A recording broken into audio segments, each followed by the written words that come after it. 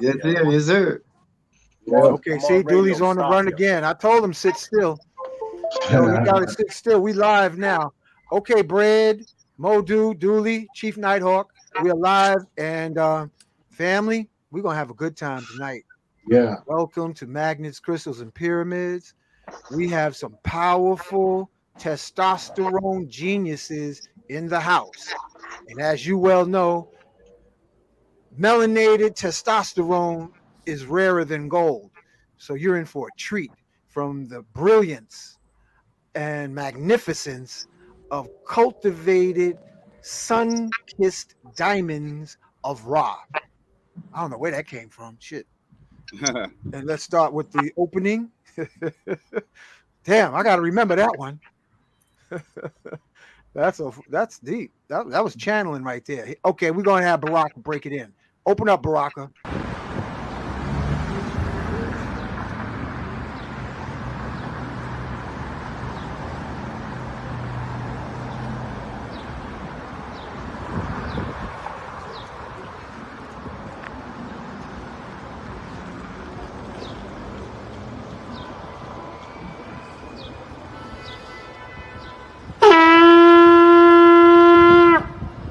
Putting out a call to the warrior in you, to the healer in you, the king, the queen, the magician, the lover in you. Every single day, we are called to walk in our purpose. Answer the call. Lay down your burden and anything that holds you back and take your rightful place. The battle is everywhere. It's right in your face. Let's go.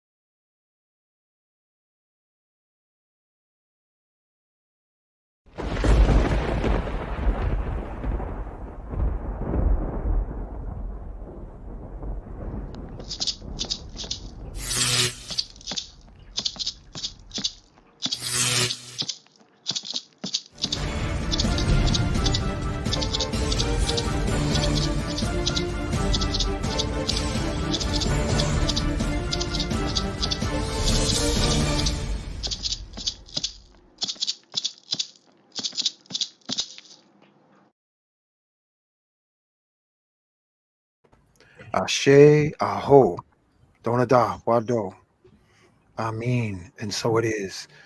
Y'all can hear me all right? Yes, sir. All right. Yes. So let's do the invocation to our ascended master ancestors. I am in me. I am in Miss Bliss Deborah. I am in Brother Bread. I am in Brother Modu. I am in Brother Dooley. I am in Chief Nighthawk. I am in you, the listening audience, now and in the future. I am in Acacia. I am in Kilindi Iyi. We give special tribute, acknowledgement, and thanks for you creating Detroit Psychedelic Conference. So I call upon Sheikh Amadou Bamba, Sheikh Ibrafah, Simeon Toko, Melchizedek, Enoch the Ethiopian, who became Metatron. I call upon Saint Germain, Nikolai Tesla, Elijah, Black Madonna, Mother Mary. I call upon Buddha, Krishna, P.B. Randolph. Call upon Shroom Master, Dr. Sabi, Shroom Master, Dr. George Washington Carver, Shroom Master, Harriet Tubman, who used the shroom medicine to keep away from the slave catchers in the dark. We call upon the Shroom Master warriors, Geronimo, Osceola, Sitting Bull, Crazy Horse, Chief Seattle. Call upon Nat Turner, John Brown, Frederick Douglass. We call upon Mary McLeod Bethune. We call on White Buffalo Calf Woman, Quetzalcoatl. We also acknowledge Arset Heteru, Asar, acknowledging the energy of acacia, tree of regeneration and spiritual activation. Welcome to this show, Archangel Michael, angel of protection. Surround our healer warriors, fathers, children, wives, girlfriends, and daughters, grandmothers, aunties, uncles. Archangel Gabriel, angel of strength. Give us the strength to let go of our colonized mind and move into the magic of our hearts. Archangel Uriel, angel of knowledge and enlightenment, be with us on this platform. And angel of healing, Archangel Raphael. Elegba, be with us. Oshun, Yemaya, Oya, Olokun, Shango, Ogun, Ochosi, Obatala, be with us through the spirit of Olodumare. Be with us, Wakantanka. Be with us, Yahweh Allah. Be with us, Jehovah, for we are you and you are we. Amin, Ashe, Aho, Donada, Wado. So it is. Let's rock. Okay, y'all. So tonight's show, family, is about an upcoming event of Detroit Psychedelic Conference. Yes. August 19th through the 21st, Marygrove College, Detroit. Ancient healing technologies in a modern world, in loving memory of our founder, Baba Ahati Kilindi Iyi. And this is for the year 2022. So I'm going to hide this and bring forth the Shanu. And brothers, it's open. The platform is open. So we're going to take it from the eldership. I don't know if it's a flip coin between Madhu and Chief Nighthawk. Which one of y'all got more incarnations around the sun? Oh no, I don't know. We might We be older might than be the both of same. y'all. Oh, okay. Y'all might be running like. I think I actually, believe it or not, I think Brad got the eldership. I think I might be the oldest one here. All right, Brad. Go ahead, How take old the you, mic, Brad? brother. Take the 48. mic. Take the mic, brother. Yeah. Tell us All what you about, man. All right, what up, though? My name Brad Scott from Detroit. My birth given name is Jason. You know, I still hold honor in that name because my dad got that name when he was a little boy. Went to see Jason and the Argonauts, and he said when he have a son, he wanted him to be adventurous and have warriorship and be, you know, like that. So that's what he ended up getting, basically. So I still run with the Jason. But Brad, I'm a student of Ahati Kilindi's, and I can say for like going like 20, 21, 22 years now. Even though he's not here, I'm still, you know, going through his teachers and learning and developing.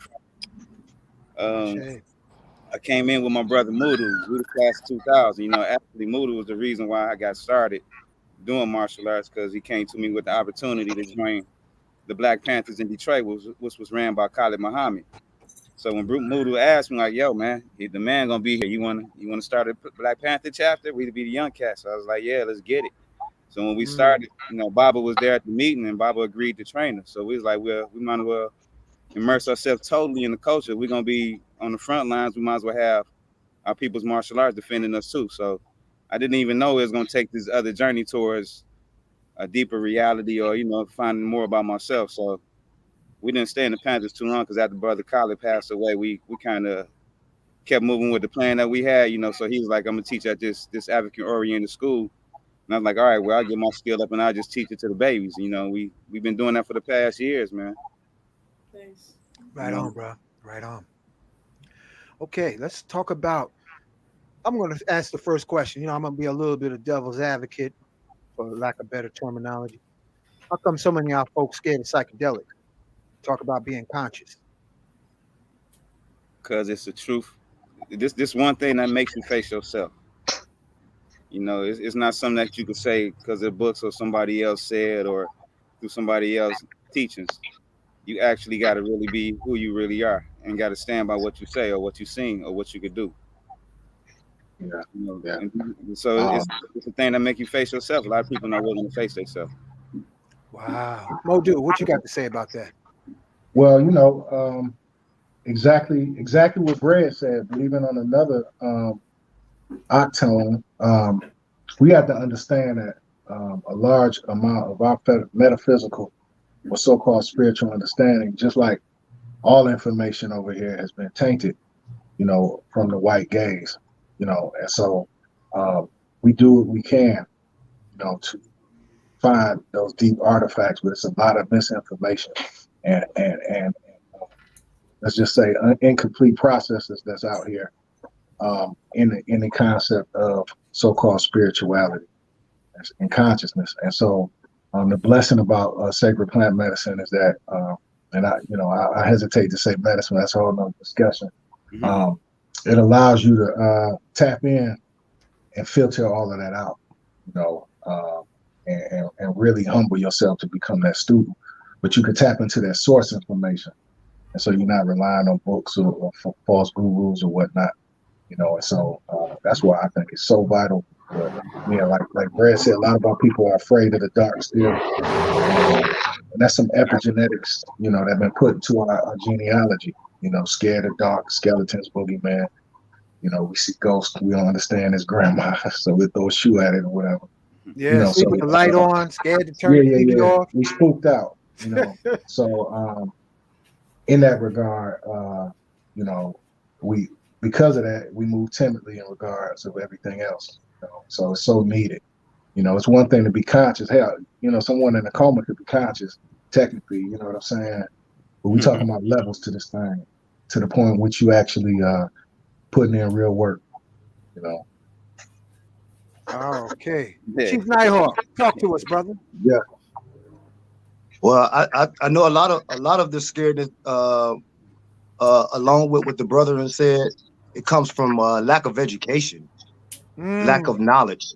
We didn't have, if we imagine if we grew up with this knowledge and it wasn't so taboo and so fierce, we be more involved and advanced as we are. So, and the bottom line of it, I speak with people every day calling me and asking me questions about things. It's just lack of knowledge. And then to add on what Mudu says is proper knowledge, it's hard to decipher these days who to go to for the proper knowledge. You know what I'm saying? A lot of people run out getting information from people, but how do you decipher if it's proper knowledge or not, and I think that's what this day and age is going to do. Is we're in the great reveal right now, so it's going to start revealing all those who are real and all those who are fake. You can really see them if you real and you've tapped in. You can just see them right away. So it's just lack of education. Wow. Thank you for sharing that. Dooley. Peace. Yeah. Well, I feel that this has always been the teaching plants and medicine and the fungi and all that always been a part of the evolution of humanity and sentient beings in general, So it's a part of our DNA, it's part of who we are, and this is just continuing, they had the documentary on Netflix talking about the psychedelics and how it was used in the 60s as a way to help so many people. I think I forgot the name of it. It's an excellent documentary, but we're back at this renaissance right now. So the biggest thing I feel right now is like the brother said is education. To be able to go into this in a way that it is safe, and also you're educated on the way how to use it properly. And that's why we're celebrating Baba Kilindi, because he gave us a blueprint, on a way where we could where he was going in talking about how reality is actually created. So this brother is going in deep. So I really don't, I've came across a lot of people over the years, and I've never seen a man of his magnitude. And I just feel blessed that, I came across the elder, and I came across a lot of his great students, man. They're doing great work, man. And I think there's so many levels to this plant medicine and the fungi that people can benefit on so many levels if they take it seriously. You know. I want to thank you for your words, my brothers, and also be mindful that this message is going all over the world. We have people listening to us right now in South Africa. Special shout out to Deborah from France. So this platform is being heard globally. So remember, your words are going to impact and ripple across the surface of the earth. And I am honored to have your genius present.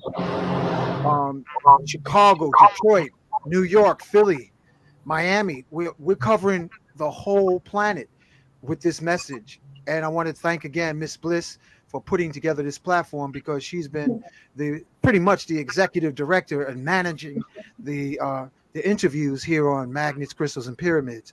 So I'm going to go open the door for Brother Joel.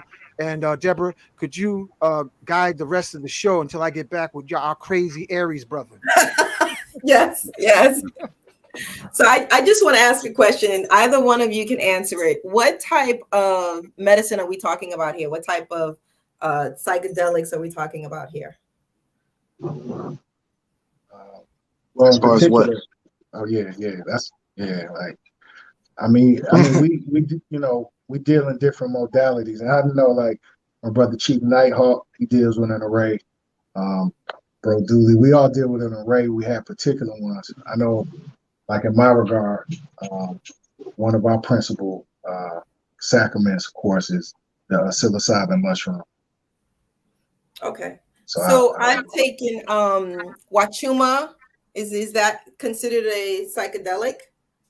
Yes, okay. Wachuma is a psychedelic. I just had active ingredients with Wachuma, and it was absolutely crazy. It was from the ground breathing to the trees and the rocks turning colors to like waves of energy that was like out of control, and it lasted all night. So yes, I don't know how. What were you gonna say? Wachuma is amazing. Like brother Hank said, there's a lot of people out there listening. So I'm gonna back up to explain to some people may not know what Wachuma is. Wachuma, also known as San Pedro, is a cactus, and the active ingredients is in its masculine. So you can see it. It's masculine. I've also worked extensively with San Pedro or Wachuma as well, and it is great. We also reference it as a grandfather medicine. So it's like it's crazy because the active ingredient is masculine, and then you give reference to it as a grandfather, which is a masculine energy. And it does kind of teach you like a grandfather would. It's very great for putting people in contact heavily with nature, as far as my experience. Yeah. Like Wachuma during the daytime outside in the woods, near some water, maybe if you can, but definitely being out in nature. I was preview to learn probably the most I was able to learn about nature was when my extensive journey with Wachuma. Say that again, Chief Nighthawk. I was saying as far as learning about and connecting with nature, I probably had my most profound experience with the Wachuma. You know, I've had connections with using other medicines, but I'm just saying, as far as as a collective of all the medicines, I think Wachuma really opened my my mind and my cerebrals, my eyes to what nature is, how it communicates, and just all aspects of nature. Just like, down to the details as far as like the colors that you see. They were showing me the colors that it make up to make these colors that you see. You can actually see the colors reverberating or balancing back and forth to produce the green leaf that you see. You know, so that's just my experience with Wachuma. Chief Nighthawk, again, opened up a door now, brothers. Listen, man. I was talking. First I want to acknowledge my brother from another mother. This is Joel Benjamin 528. He just decided to come in here so that he can put some energy on the global platform. He has a huge platform on YouTube. So if y'all ever want to tap in, it's all about the networking. And all the listening audience who are live right now, put in the chat what part of the world you are listening to the show so I can post it, because that will give even more flavor to this platform. I'm going to pull up, Miss Bliss, I'm going to pull up the picture that our brothers saw of what Wachuma looked like and how close it resembles melanin. So give me a moment, okay? Take it, Miss Bliss. I'm going to pull this up. Okay, so what you were saying about the Wachuma, I guess that's why I was seeing the ground breathe. Now, to be honest, I've never seen anything like that in my life. I've never experienced anything like that in my life. And I was shit scared. I was ready to run down the mountains and leave Hank Rising Sun by himself. And I was angry because I was like, how could he bring me here to see these things? And I would say one more thing. There was a guy there who I've taken many medicines with, and I couldn't see the white or the black of his eyes. His eyes were like his soul or something, or like gold, or I still to this day, I still can't really describe what was going on. But I didn't know you could see someone transform into like another animal, or like all of these things is foreign to me, you know. So Yeah, I don't know. it definitely, Anything like that it before? definitely, yeah, you definitely can get into your I guess morphine or animal states. You know, I've experienced that as well. I've experienced that on Wachuma and mushrooms, getting into your animal states, transforming, morphing into these different characters, different animals. Mine's been more so animals than anything. Okay. So, I mean, what do you say to someone who's trying to do these psychedelics for the first time, and they're like me, like this is not the normal thing that you would see every day. Granted, the ground and the trees are breathing, they're alive, and people transform all the time. But with our regular eyes on a daily basis, we're all going to work, we're all living our lives. You don't see this type of stuff. And it's frightening, I'll be honest with you. So what do you recommend? Microdosing, or having someone with you, or don't just say relax? it. I'm big on. I'm also big on communication and education. So I just want to stop you. And you just projected saying something that's frightening into all these people that's listening. It's not frightening.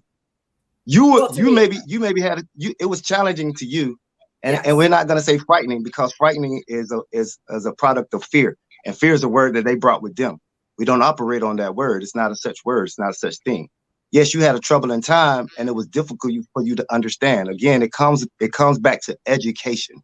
The first thing you should do is educate, and like I said, get with somebody who you feel is very diverse and educated on these things. Like, educate the people. See, like but back before we was using all these things, like we were already in a system and society to understand that when you crossed over in another dimension, that you would possibly see things. This might happen, that might happen. It was already talked about, and every day everybody already knew that. So when you did it, it was more so. I was like, oh, this is what they talking about, instead of, oh shit, I don't know what the hell going on.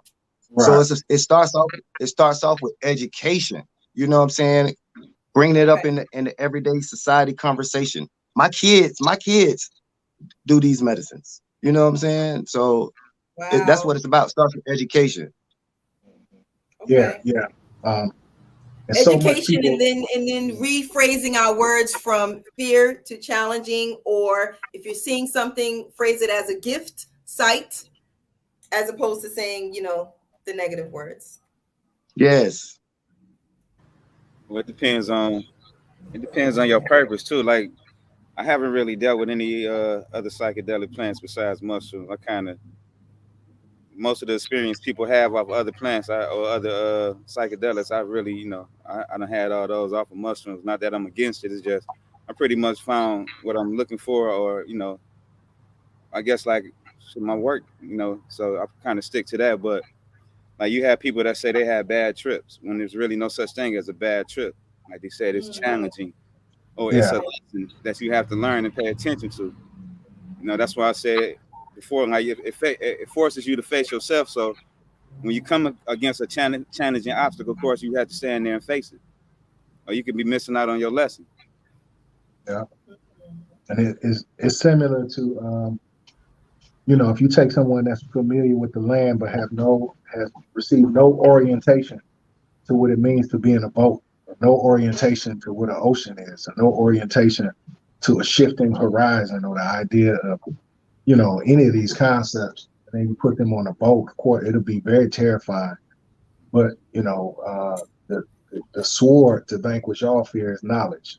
You know, once you know about something, it's, you know, and so, yeah, you know, you have classic texts such as Coming Forth by Day, the so-called Tibetan Book of the Dead. You have classic concepts of sacred geometry, high aspects of yogic or tantric science, you know, and once you get an orientation with this and different deity archetypes, you'll have a better orientation of what you're experiencing and an appreciation for it, you know. Yeah, you just got to do the work. But like you said, if somebody comes to me and be like, "Yeah, I want to try it," first I'm gonna ask them, "Do you know why? Are you just curious, or do you have a purpose?" You know, curiosity is cool, but do you have a reason? Are you trying to reach something? Are you trying to understand something? Are you trying to contact something? Whether it be your higher self or a higher understanding, anything, like, what's a reason? Have a purpose. Because it's not like it's something to play with. It's not like just smoking a blunt or whatever. You know, because it alters your life and it alters the things around you also. So education is key with it. So if somebody comes to me, I'm not going to just say, yeah, go ahead and do it and see what happens. Because it got deeper. Like, we used to be like, yo, we should give it to everybody. And me and Mudu have been talking like, I don't know if it's for everybody. It ain't. You know, because some of the people, yeah, bro. And Right. like I was the same way. Like a decade ago, I used to feel like, yo, I want to give it to everybody. But then as I continue to do this work, now I try to motivate people to gather other senses of foundations. Because before I got heavily into psychedelics, I was heavily into the Tao. You know what I'm saying? I've studied martial arts, jiu-jitsu. You know, I studied the meta nature, like completely immersed myself in the meta nature. Like these are practices and disciplines. When you have these certain disciplines, you know, I was in the Marine Corps, so I've had certain type of disciplines. You know what I'm saying? So if you can develop certain type of disciplines, especially like breath, tell people, yo, do you know any type of breath work? Well, before you get into this, maybe you might want to study some breath work. Maybe before you jump into this, maybe you want to go do some yoga or some type of foundation, because then these foundational tools is what help you when you're entering into these medicines and when you run across these challenges. You see what I'm saying? Though these things can really help you, especially like breath work. Simply breathing can help you through a challenge. And some people, because they don't understand breath work and how to properly breathe, it's thrown all off whack. Yeah, and that was a good point, Chief. Just real quick on that, excuse me, sis. Another thing I noticed is, like, a lot of times when people get oriented with this sacrament, they'll throw those other practices out, or they won't stay on their deen, or they won't keep their blade sharp and their understanding, you know. And so these practices, these disciplines, they go hand in hand, you know. And so in order to utilize one, you have to know the other. Wow. It's funny you mentioned breathing, because there was a brother there who, when he saw me struggling, he pulled me aside and he literally was showing me how to breathe through the medicine. And it was so much more easier to relax and accept what was going on. You know, it was so much more easier. So you're saying the martial arts and the tantra goes well with the psychedelics? Yeah, there are a lot of different disciplines, you know, that fit you. You know, those are just two examples. You know, like I say, some people, you know, they understand, they get into the science of sacred geometry, but all of these work hand in hand. These ancient sciences were here, and they were used in tandem with these. You know, they weren't one or the other. You know, a lot of these practices were birthed from the Ethiopians. Yeah, that's where they took the Ethiopians and they birthed them. So if they were birthed from the Ethiopians, why not still incorporate them when using them? You know what I'm saying? And so I want to say, like, I don't want people out there thinking like, oh, I got to get deep into the sciences in order to take this step or to get into this journey. It's just that most on this path already was in some type of discipline already. And this kind of was like the cap on it. This kind of like was the point, like, okay, it's still, I'm getting all this information, I'm getting these resources, I'm getting this, but it's still something missing. And these caps are still the actual cap on this. You know what I'm saying? So like us doing years of these certain kind of disciplines we've been doing, it just added in. It kind of, I wouldn't say it made us more ready. It kind of gave us a preparation for it. So it's like even if a street cat that just had some trauma and you looking for change, if you got some type of discipline, you add that discipline along with the practice of what you're doing with these plants. Yeah. Peace to the guy 7. So we have peace. Sincere, welcome. Peace. Thank you. I apologize for my tardiness. There's a lot going on, but I really appreciate the opportunity to get on and kick with everybody. It's a powerful, panel right here. I don't know if I'm this is powerful right here. Yo. You at home, peace and big ups to everybody. Yo. Yes. You're at home. Yeah. Okay, I want to thank Miss Bliss. I want to thank Joel. He just showed me some technical things that I could bring up, like sharing the screen and everything, because I'm still new at all this, and I just want to give him acknowledgement because he just showed how I could add melanin and how it's connected with Wachuma. And I want to give a special shout out to our brother Kyle, Kukau, Miss Bliss, because the interesting thing, Chief Nighthawk, Madu, Sincere 7, Dooley, Bread, and who was that just came on? Our brother, what's your name? Sincere 7. Yo, listen, family, this is some deep stuff. When we was up on the mountain, the melanated people were able to see the Wachuma spirit, and the other folks didn't see it. You remember the movie They Live? Where they put the lens on and they could see who the aliens were. Yeah. It seems like, Joel, pull up that melanin again. It seems like melanin allows you hyperdimensional views of reality if your system is clean, because melanin is a carbon molecule. Y'all see the similarity, or is this my an intelligence? And it's an intelligence upon its own. So you're mixing two intelligences together. So, and this is, and I talk about that a lot. And when like when I first entered into the like ayahuasca community, and we were having experiences that the counterparts wasn't having. And as further and further I received that information. It's because of our genetic makeup. It's certain things that they do not experience. And I'm talking about, I've seen some people who've been working with medicine 30 years and they still haven't experienced that I have. Yo, Chief Nighthawk, something happened to your sound. Okay, it's back. Go ahead, bro. Yeah, and I attribute it to the melanin why they don't have these certain experiences. Yeah, this is like really you've had some of them take high quote unquote take high grams of mushrooms journey. Have they ever brought any of the information that Baba brought back? I don't hear them talking about any of the information that Baba brought back. Why is that? Because it's Wakanda, not Woodstock. Exactly. That's interesting, because if you look at the price of melanin, excuse me for a moment. Have y'all checked the price of melanin on Wall Street stock market? Joel, I think you touched on that before, right? Sure did. Take it, brother. Melanin, first, let me tell you, well, first and foremost, good day to everybody in the room and the people in the chat. Salute to everybody. Got powerful people on the panel. Real quick, anybody familiar with the bodies exhibit? No, nobody know about the bodies exhibit? Yeah, I've seen that before. Okay. They got you all cut up and chopped up, and they show you what look like underneath the skin. Exactly. They show the veins, they show everything, right? Mhm. They show the different baby stages of a baby. It's crazy. And all these are real people. You know what they don't ever show?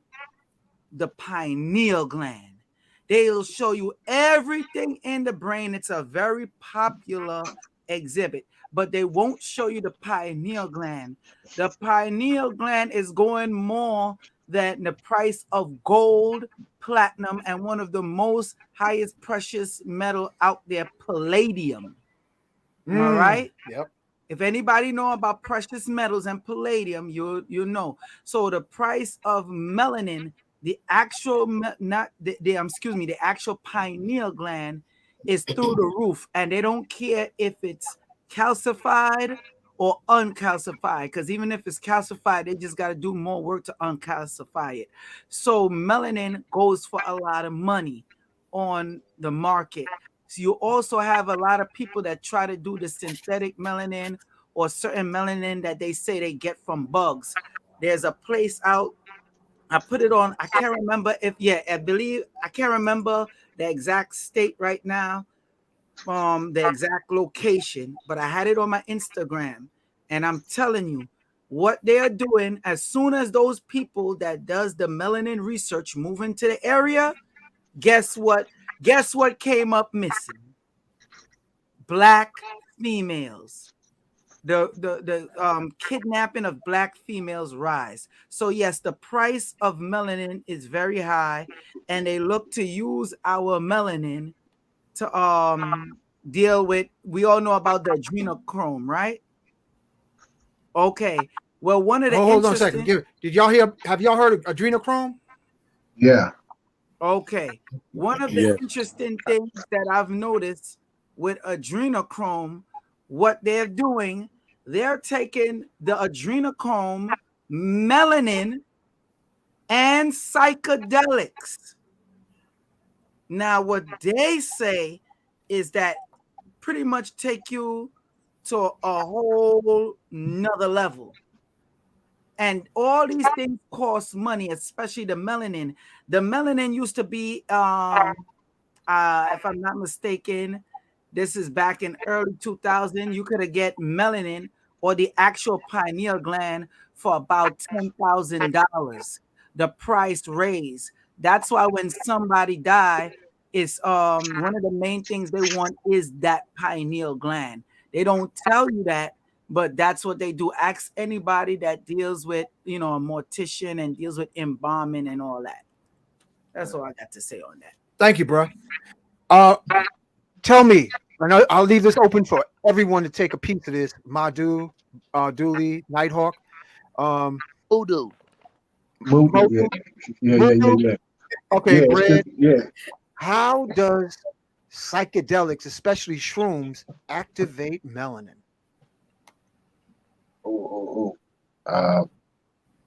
Technically, It increases melanin. it increases. Yeah, it increases melanin, and during the actual experience, what's going on is, the active pumping of that cerebral spinal fluid to what they call that the crystal cave, which is that cavity which houses the pituitary, the thyroid, the pineal.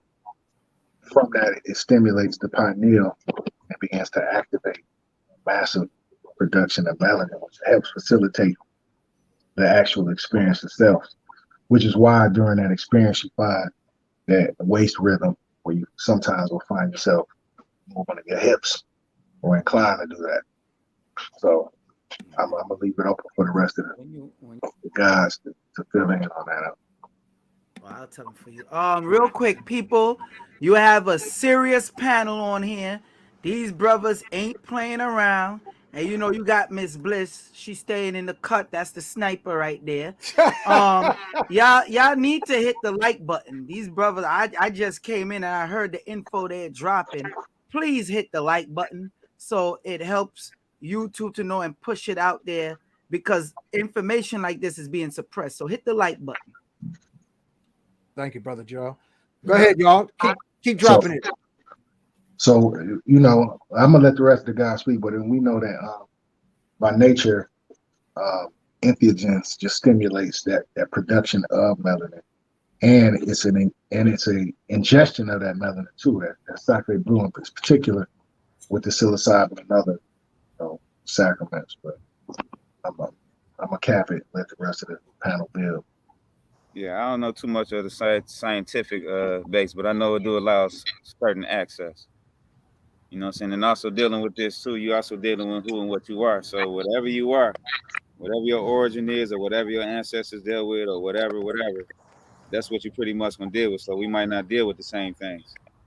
Yeah. You know, you might not have the same ancestral background, the same DNA, where you can't tap into what I can tap into. I might not be able to tap into what you tap into. I can say the melanin is definitely it grants certain access to certain places and certain things though. And it's funny, I was going to touch on that when y'all was talking about it earlier. I know some might be familiar that NASA has created a synthetic melanin, and this is what they actually coat all of the space shuttles with for them to be able to leave the atmosphere and return back into this atmosphere without burning up.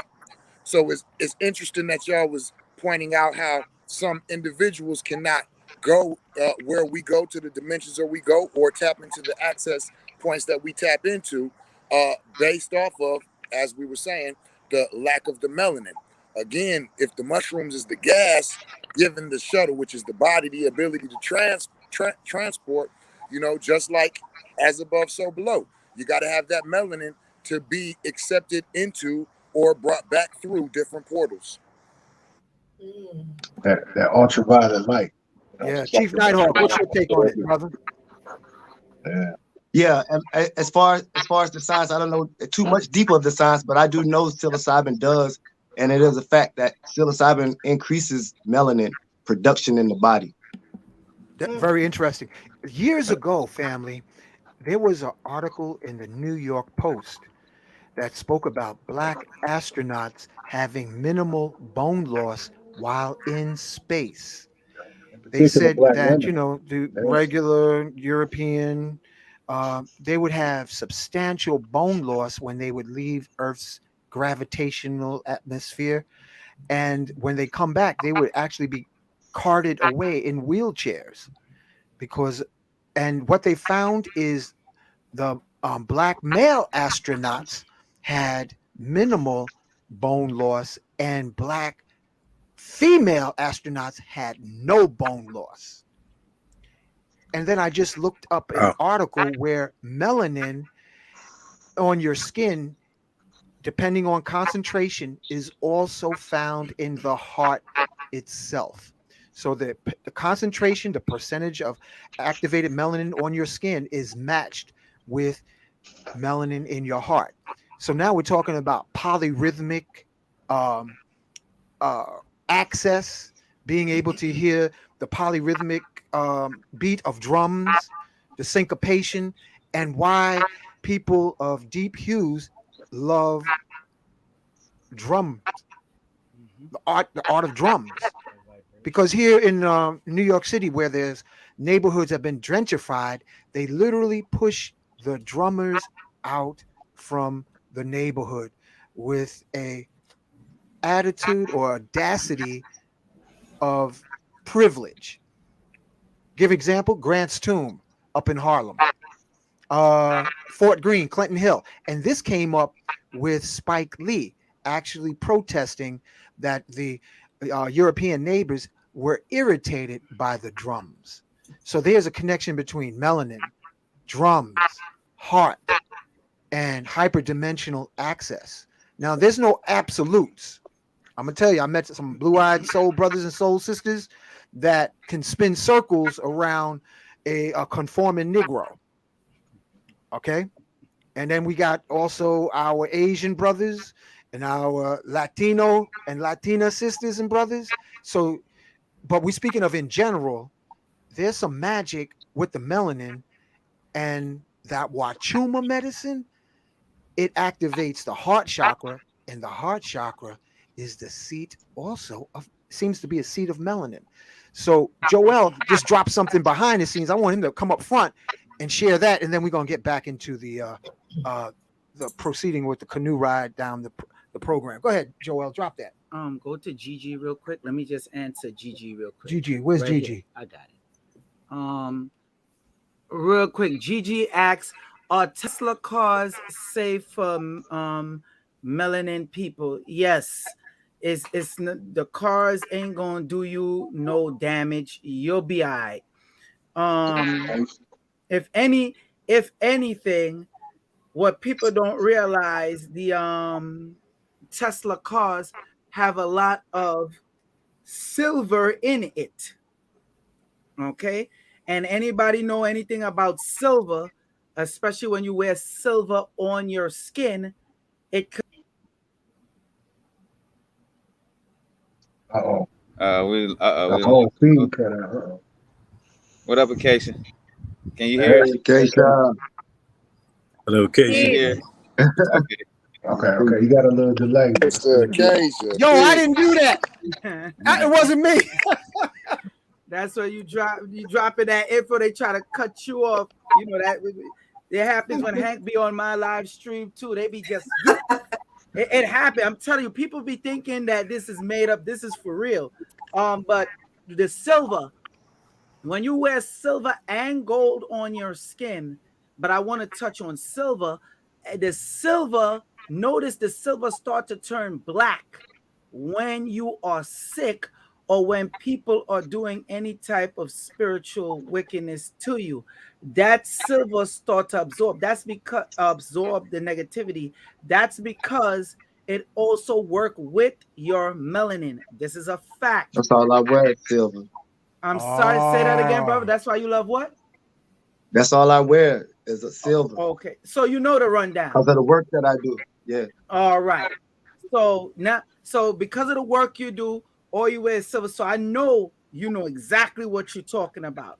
So then when you step the game up and start dealing with copper or go even further and deal with gold, there's a certain, like when you're doing certain rituals that you need gold, and there's certain rituals that you do, you need silver. Now, before I go, anybody heard of gateway process? Yes. The gateway process, the Monroe Institute, the files. Oh yeah. All right. Yes, Now, if you notice, since we're going to be touching on psychedelics and the melanin and the gateway process, I remember when I was saying, Hank, you know how long I have my YouTube channel. Yeah. People would laugh at me when I would say this. They finally released the files, the gateway process. All right. So now the gateway process shows like what that movie did, The Men That Stares at Goats. Yeah. That's where they got it from. People think it was just a movie. Yeah. They don't know it was real. One of the things in the gateway process, anybody who know it, I see the brother, what's his name? Modu. Yes, I sir. see the brother Modu know about it. You notice in the gateway process, one of the pages are missing, right? Mm-hmm. They give you all that, but one of the pages are missing. When you go deeper and get the information on that, you get to find out they was doing research with psychedelics because it was only so far they could go. And they needed the psychedelics to enhance their melanin. So what they do, there's certain dimensions they can't go to. All this is in the gateway process and the stuff they study. And all of it is dealing with melanin and psychedelics. So when you go deeper, it have a next set of files that complement the gateway process where they're talking about the angelic beings. And the only way to reach those angelic, this is U.S. military government files. This ain't no somebody write it like Harry Potter book making shit up. This is governmental files. Okay. Yo, bro, Joe, just real quick. I appreciate the bill. For my Detroit fam, just know this happened down the street. A lot of it at Wayne State. Thank you. Touch on that. On that. Wayne State University. That's where a lot of the, in y'all backyards this go on. Go ahead, brother. No, go ahead, man. I didn't even want to interject, but I just need to share that with the fam so they can understand the context of what we're talking about. I appreciate it. Continue on. That's very important because they purposely take out that where they dealing with the psychedelics, and they don't like to talk about the angelic beings, because once you start going deeper into the psychedelics, what a lot of them that couldn't reach that certain area, what they would do is make, I call it a counterfeit passport. That's when they start dealing with the psychedelics, the melanin, and the adrenochrome. So that will put them in when they try to do the astral projection to certain locations, or what's the next word? Out of body. The out of body experience to a different location. They had to use the psychedelics. So they had to take the psychedelics out, because the psychedelics and the melanin merged with these angelic beings. This is their words. Mandu, right? Yeah, Voodoo with an M. Voodoo. Brother Mudu know exactly what I'm talking about. And then the last one, where they use psychedelics to create assassins, is when you start getting into the Montauk Project, and they specifically use women, and they specifically like to use the black woman, because they're able, the men, black men especially, but all men, but mainly black men, have a certain secretion that come from their brain that breaks the mind control. So they would particularly use women and use the psychedelics along with electric shock probing in the Montauk Project to they also dealt with astral projection and assassins. And Montauk Project is in Long Island, where they found pyramids that was part of the Mohawk Nation. They had pyramids on the beach, and they have a huge pyramid underground in Montauk, Long Island. And the Army Corps of Engineers removed the pyramids from the beach, and the language was Micmac.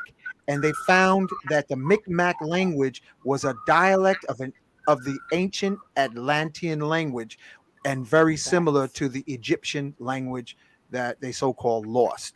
They were deep, and that facility that they had, I know you know what I'm talking about, brother, with that long tunnel where I forgot the doctor name, where he did all the psychedelic research. Yeah. That white, I know who you're talking about. Okay. Yeah. So saying all this to say, the tree of life in the Bible is acacia wood, burning bush of Moses, Ark of the Covenant, Noah's Ark. Why did the royalty of ancient Kemet or ancient Egypt acknowledge and revere acacia wood? And speaking of acacia, would be honored right now to bring Acacia on, and she's also an Aries, brother Joel. So she got that Acacia, fire. come on into the show if you can, sister. Unmute. I don't think she heard you. Acacia, can you hear us? Trying to unmute her. Trying to bring you on, Acacia. You can't unmute her. She got to unmute. She muted it herself. You got to unmute, Acacia. Press it again, sister. It looked like you just. No, I think she has a siren going on in the background. Oh, okay. I can't unmute her. Acacia, when you unmute, come on with it. So just want to say it's an honor having y'all on, and tell us a little bit more about the Detroit Psychedelic Conference.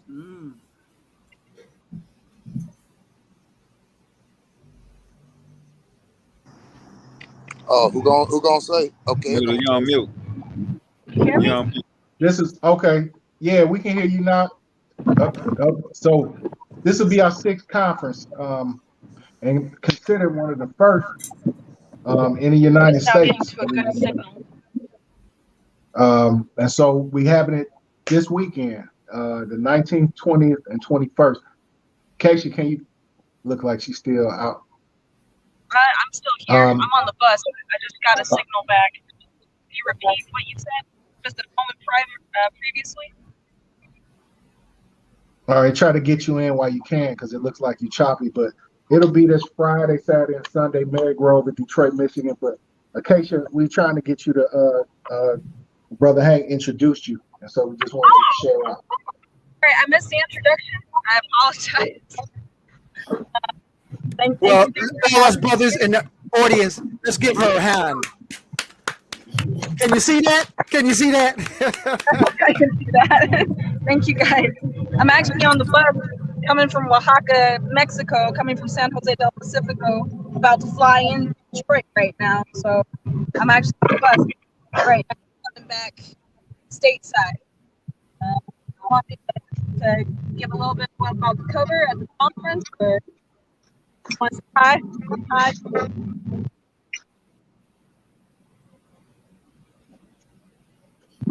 I'm excited to have all the family flying in and coming into the town. Yeah. Detroit is about to be lit this whole weekend. Yeah. This Yeah. is fun. And so many powerful things that come out of this. You know what I'm saying? Great Brother, friendship. do you want me to cover what I'm going to cover? Or no? I'm sorry, say it again. I didn't hear you. I didn't know you. I thought you were doing part self. What you say? I was going to ask what the Brother Funk want me to cover something because I missed the intro. So Do your thing, sister. Just do your thing. Say what's on your heart. All right. Well, I mean, I've been on the top of the mountain in the clouds talking to who our ancestors and the land for the last 30 days. Because it's been quite interesting. I think a lot of people don't understand the animal systems behind the martial arts that are involved inside of the mushroom. So I want to come back with the Oleg, the Nahwal philosophy that is one that is versatile and compatible with Taoism and African spirituality as well as Kemetic spirituality. And I'll also share about my experiences with shape-shifting as forms of transcendental consciousness that's talked about in the journey of the deified heart, the becoming the jaguar warrior, the becoming the panther warrior, to becoming the eagle warrior. I went to the eagle's nest in Malinalco, and that's an ancient pyramid here in Mexico, where the jaguar and the eagle knights would go and train on the psilocybin mushroom.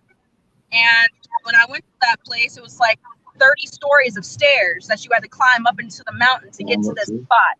And when you get to this spot, you know, the mushroom has a technology that's symbiotic with its location and its geophysical designation. So when you get to this area that is the Malinalco pyramid, there's a harmonic resonance there that is extremely powerful, so such that you can communicate long distance much easier.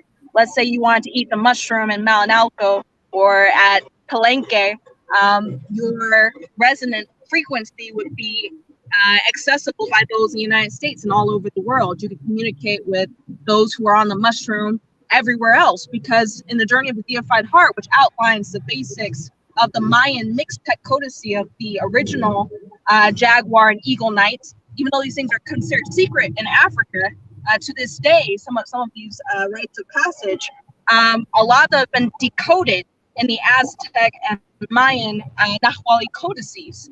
And so in studying these codices, it shows you that you, the character in the hero's journey, become Quetzalcoatl by taking the psilocybin mushroom, and you transcend the physical form and transform yourself 7 different times on your way to meet the non-human other and your brothers and sisters who are all across the globe. It's said that Quetzalcoatl went to the underworld mechanically to obtain the bones of the previous Younger Dryas civilization. And this is something we don't talk about. Baba Kilindi really loved the Younger Dryas pre-civilization information that was contained inside these sacred stones called Palantiri.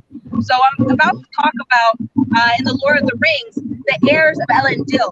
Who are the heirs, and what are the strengths that the heirs are required to possess or to wield a Palantir, to wield one of the sacred stones? And not only that, but how is the mushroom used to go into the underworld to access the bones of the pre-Younger Dryas civilization knowledge and bring that back and organize it into different realms of learning, socioeconomic pattern, understanding the reflections of self, that are also African, that are also Indonesian, that are also Chinese, a lot of people would like to pretend like the Aztec and the Olmec and Toltec civilizations were cut off from the rest of the world, but the truth is they are us.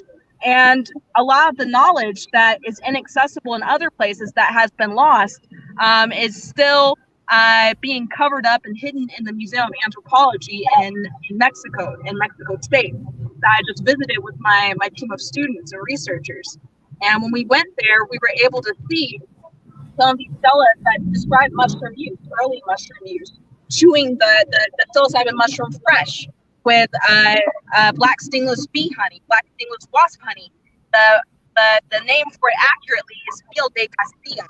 And you would chew it in your mouth until it would be little bits falling out. So in the pictograph, they show the actual eating of the mushroom and the sacrifice of the 4 drops of blood that were combined with the psilocybin mushroom so that your melanin and your DNA were bound to the molecule in your experience. And it would actually transform you on a much higher scale because it was able to get to know you a lot better, a lot quicker.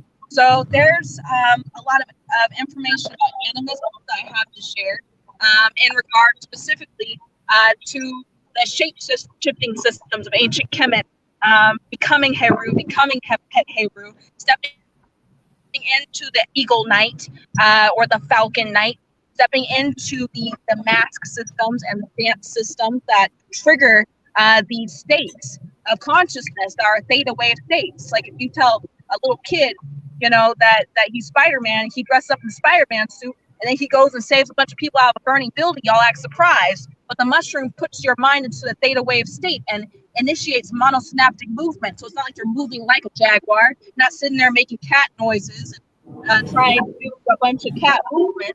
No, you become the cat. You become a warrior, and you step into your power fully in such a way that you can ground to the center of the earth. Like in the movie Avatar, when they were living on the turtle island, and the turtles, the guardians of the islands, awaken. You can also, as stepping into these forms, access the other forms inside of the earth that are living to cleanse the land and to fight for you. And that's something that I've been looking at. So yeah. Thank you for sharing that. You dropping it heavy. I'll tell you, these Aries ain't no joke, man. Go ahead, Aries. Yo, real quick to add on, like with what she said when she said like with the jaguar and all that. One of the things that is very much overlooked is how the jaguar is a very deep spiritual animal, but I don't like that how people overlook Black Panther. A lot of people overlook that he used. Yeah, they Black overlook Panther that he system used in the Africa psychedelic. is connected to the Aztec jaguar system. When you say Quetzalcoatl went to the underworld to gather the bones of the pre-classic civilizations, Quetzalcoatl went in on the mushroom, chewing the mushroom, fresh in the mouth, and then went into the underworld to speak to Panther ancestors. The Panther society system is connected directly to the jaguar system. It's not separate systems. Exactly. We must sit here and pretend like, okay, the people in Mexico who are the Jaguar Knights and the people in Kemet who are the priests of Bastet and Sekhmet, and then the priestesses of Zhuangmu, the wife of the celestial emperor, the Jade Emperor of Heaven, are separate systems. They're connected. They're connected by one thing, and that's the psilocybin mushroom. The psilocybin mushroom is what gave it access to observe the animal and to absorb its traits and imbue the information into the melanin that's already inside of ourselves. The melanin contains the records of 42 different animal systems. One of those animal systems is the jaguar. The panther and the lion systems are all cat systems that are connected to each other. Even the system of the ocelot. When you work with ocelot fur, you wear ocelot fur. I also have a brother who prepares jaguar skin and ocelot skin and works with the sacred mushroom. And when he's preparing it, he's speaking to the spirit of the animal in his preparation. So that when you go into ceremony with it, you are able to merge into its, you're able to merge into that form. You're able to commune with the spirit of the animal and access areas of its knowledge, its super sight, its super hearing, its super jumping ability. And it's not just that. It's not limited to just the Jaguar Knights in the Black Panther movie. When they wear the Black Panther suit, that tooth that has the teeth of the jaguar all around it. Like on my chest, I have a bunch of cobra gates and venom on my chest that gives me access to the hyperclear focus of the uraeus of the cobra, which is one of the possessive aspects of the dynastic crown of New Dynasty Kemet and Old Dynasty Kemet, with the condor and the uraeus, which is the monocle cobra. Working with each of these medicines with the psilocybin mushroom gives you access to the knowledge and information contained inside the wisdom of the animal that you're working with. This is actually evolving you on a DNA level. It isn't just put on the suit and accessing the technology. No, this is carrying the bones of the animal on your physical body, the skin of the animal on your physical body, and becoming flesh, blood, and bone one with the spirit of the animal. And that's something that needs to be talked about, is the cultural tradition. One of the things I want to say is a lot of people push aside the feline aspect. Every time I hear them talk about, like when me and Brother Hank did, you remember the show we did on Black Panther, the Acacia Wood, a lot of times they like to put, just like how you said, the suit on, and it's deeper than that. If you notice, even when he had the vibranium and all that, he still needed the psychedelic to enhance that and take him to that world and make him, because just because you put on the suit don't mean nothing. And if Killmonger tried to destroy the stuff, because you have to go into the underworld, as you know, when he went and speak with his father. And now, one of the things to wear it and get permission, he had to get permission, right? And speak to you his just elders. Can't use it. You don't just become a jaguar warrior overnight. No. You have lineage. My father's lineage. My grandfather as a Black Panther in Oakland, California. I am born of a lineage of Panther warriors. So that's something that I get to wear. But it's one of those things where if you don't share the ancestry, you don't go back to talk to your ancestors and say, all right, I'm going to make amends with my family. I'm going to go into my community and do these specific tasks. I'm going to go live on the side of a mountain and rule Oaxaca, Mexico, and form a treaty between our ancestors and go live there and take care of the old, the sick, and the young. That you got to make sacrifices in order to earn that honor and to carry that with respect. But look, I'm glad you touched on that, because they put it in they put it in the movies. Like there's a movie called Caroline. I don't know if any of y'all, it's a children's movie, but they put it in there purposely with the feline. Then one of the next movies is Constantine.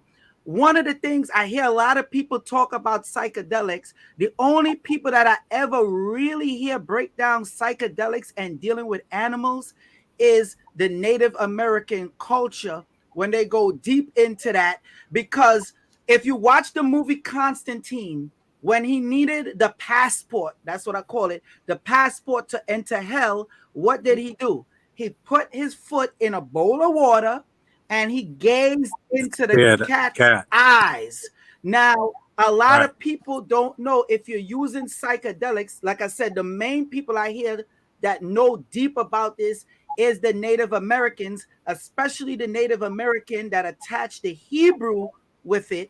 When they go and they gaze into the cat's eyes, or they deal like what the sister just said with the jaguar, the panther, that feline spirit, that bass, that segment, when you jump into that feline, and cats get a bad rep.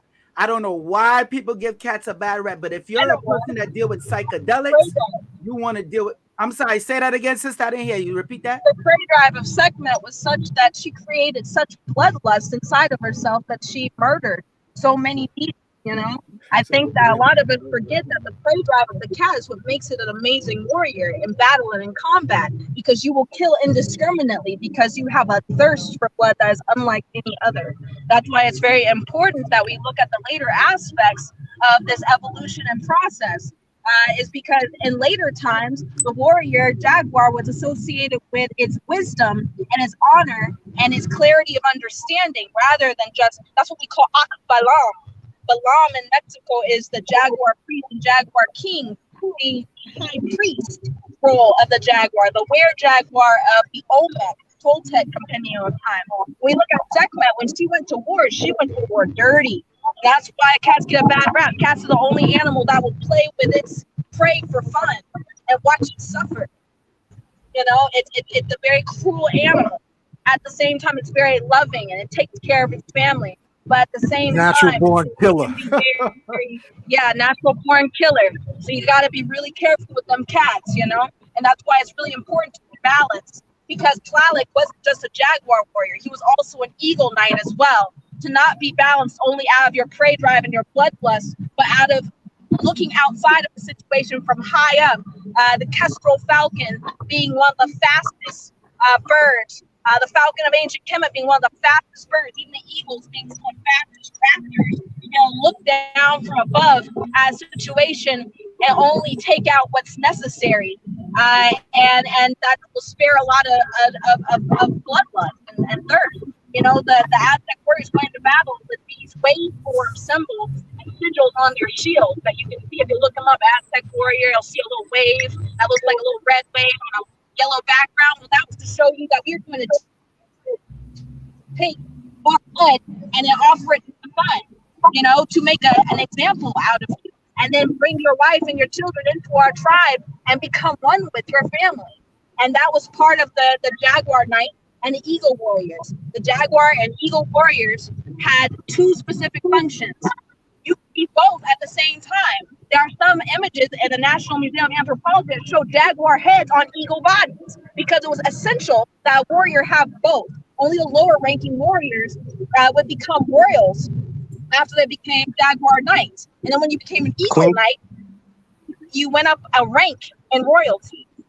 And that was an ancient Aztec and Olmec tradition. Queen Khalifa of ancient California, she commanded the griffins, and the griffin is a half eagle, half lion. Exactly. And she commanded those and went to war. And this is a real person. She commanded those and went to war with those. Yes, so, and this is something that not only just exists in Egypt, but also in Sumeria. The griffin and the man, the Lamassu, that have the man face of a man with a long beard, the feet of a lion, and the wings of an eagle. These are all entheogenic states of consciousness that are physical forms that take mastery. They have their own martial art. They have their own moral and ethical systems. They have their own educational aspects. And most importantly, unless we study these cultures, they're going to be lost. This isn't something where we do some divination with some water and some animal bones. No, you go in on the mushroom and you ask, and you go and you find your other forms. You collect your other forms and you merge into yourself. And not just because you turn into Black Panther once doesn't mean you're just Black Panther. Just because you turn into Doctor Strange once doesn't mean you're just Doctor Strange. There are innumerable forms that are accessible. If you have been doing the work a very long time, specifically for eons, if your soul is a very old soul, you might have 30 or 40 different forms that might take a lifetime of mastery. Each form takes 5 to 10 years to actually completely come to maturity inside of, again, in this physical body. Because just because you can pull them back doesn't mean your physical body will be able to withstand the intensity and the power that's going to be coursing through your veins. You might feel like you're going to self-immolate because your body cultivates energy on such a high level when you access these animal systems that there's no other reference but Taoist and ancient African legend about these different animals to reference from because they're unimaginably powerful.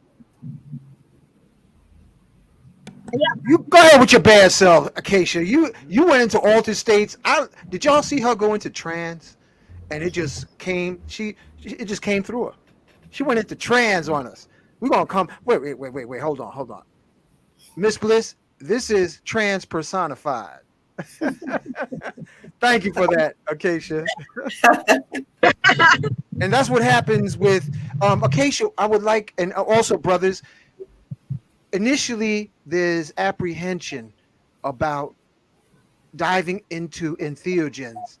How long does it take, Acacia, to get over the apprehension and the fear of seeing through the eyes of God? You're supposed to be afraid. You're supposed to be afraid. It's why I be telling people who come to me, they're like, I'm afraid to do it by myself.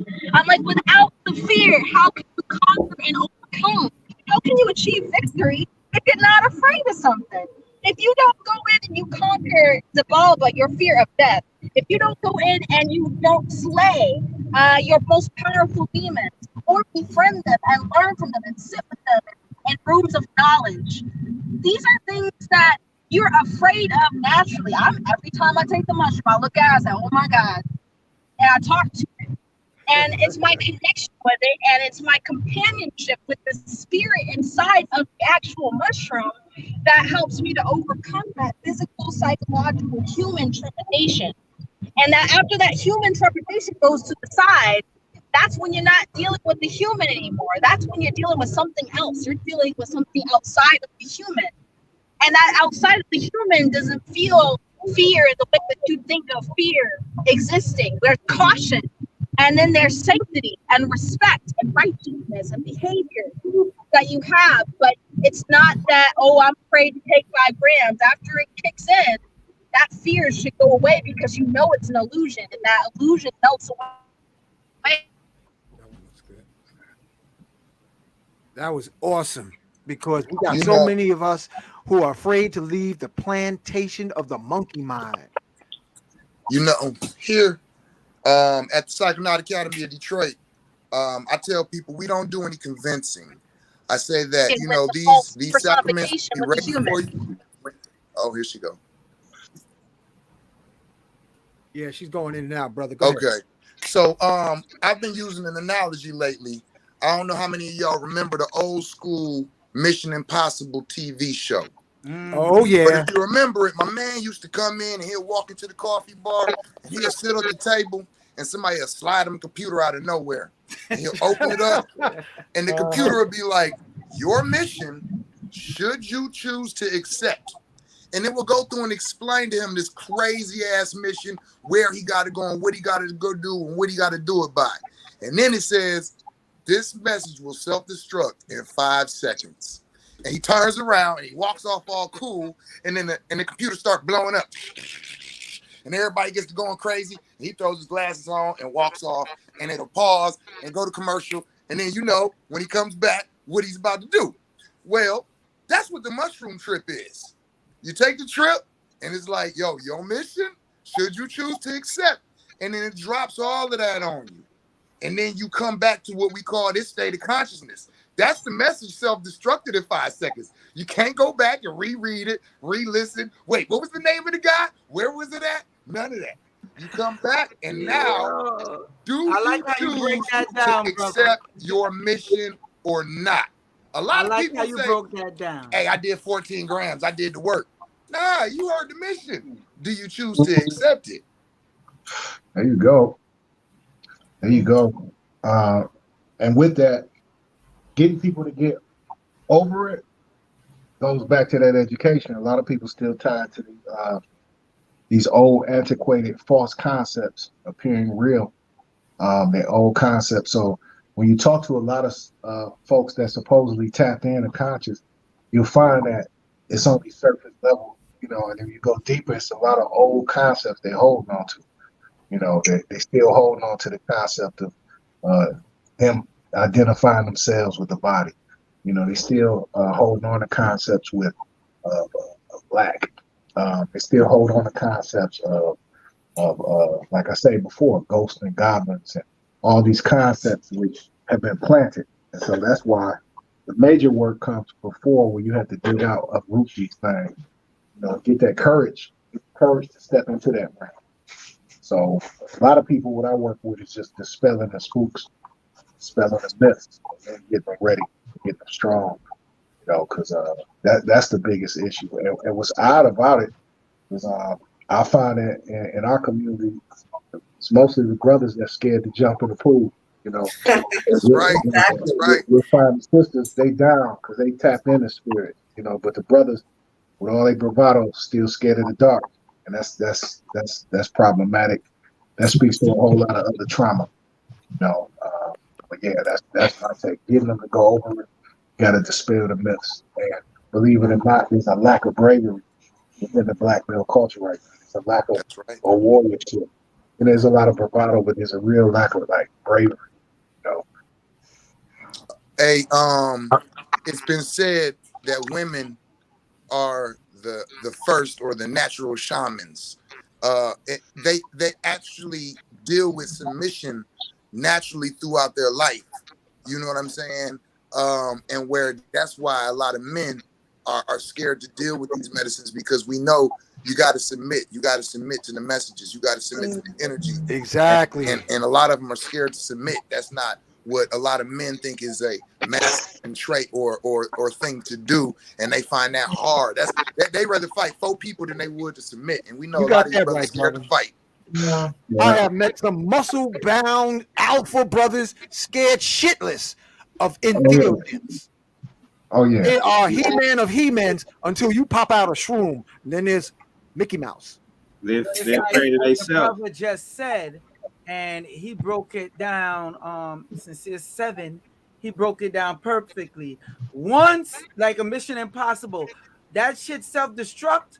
You can go back and listen to it. You choose the mission and you break it down. And like the sister Acacia said, once you start getting deep into it and you are chosen and you from that bloodline, then it's a wrap. See, people get jealous of that. They're not from that bloodline, so they don't get the man with the briefcase to come bring them the mission. And a lot of them don't have the choice to accept nothing. So just how she broke it down and how you broke it down, that shit is so perfect. Especially you ain't going back. It's self-destruct. You know the mission. Go on the path. But you got to be willing to, though. You got to be willing to accept it. Like a lot of people might go into this looking for power, but when it's time to use that power, they don't want to step up to the plate. It's like being a security guard. Everybody like, oh, you got a cushiony job. You ain't got to do nothing. But as soon as it pop off, you the one that got to do it. You know what I'm saying? Nothing might not go on for months. Then it'll be that one day. That's when you got to put it on the line. So after a while, like my family's saying, you get into these entheogens and you get locked into a state of work. It's a duty that you have. The reason why you born, your purpose, you get locked into that. So a lot of times when you're going back, a lot of your work got something to do with that, or it's reflecting that, or you going back and tweaking and you know you focus in on that. Yeah, I want to ask the panel. I want to ask all of you. Have you noticed, depending on the lunar position, like a full moon or new moon, that you have the best meditations? Acacia, could you touch on that? Sure. Like, you know, it's amazing being in an area where there's no lights, so you can really see the sun, not the sun, but the moon reflecting, and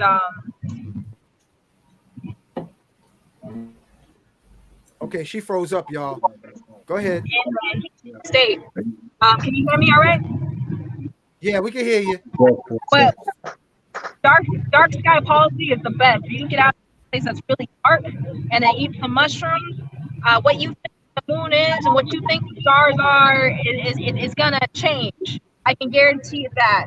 If you've ever gone outside with 20 grams of mushrooms and looked at the moon or looked at the stars, they start speaking to you, and they start speaking to you in a language of the and for me, the new moon is really nice because it gives you access to the planetary frequencies and vibrations, as well as to other worldly beings. You can see the stars a lot better. But when the moon is full, the power is lethal. It's an unbelievable difference about how your body can cultivate energy, especially if you're a woman on your period, if you're going through your menstrual cycle. If you put a little bit of your menstrual blood on the mushroom and you eat it on a full moon, your energy, you will feel rejuvenated. If you feel like you've been dried out and your body has been just kind of not enjoying the process of your period or whatever, and you eat the mushroom, you might be able to sort out your period cramp. You might be able to cure your endometriosis.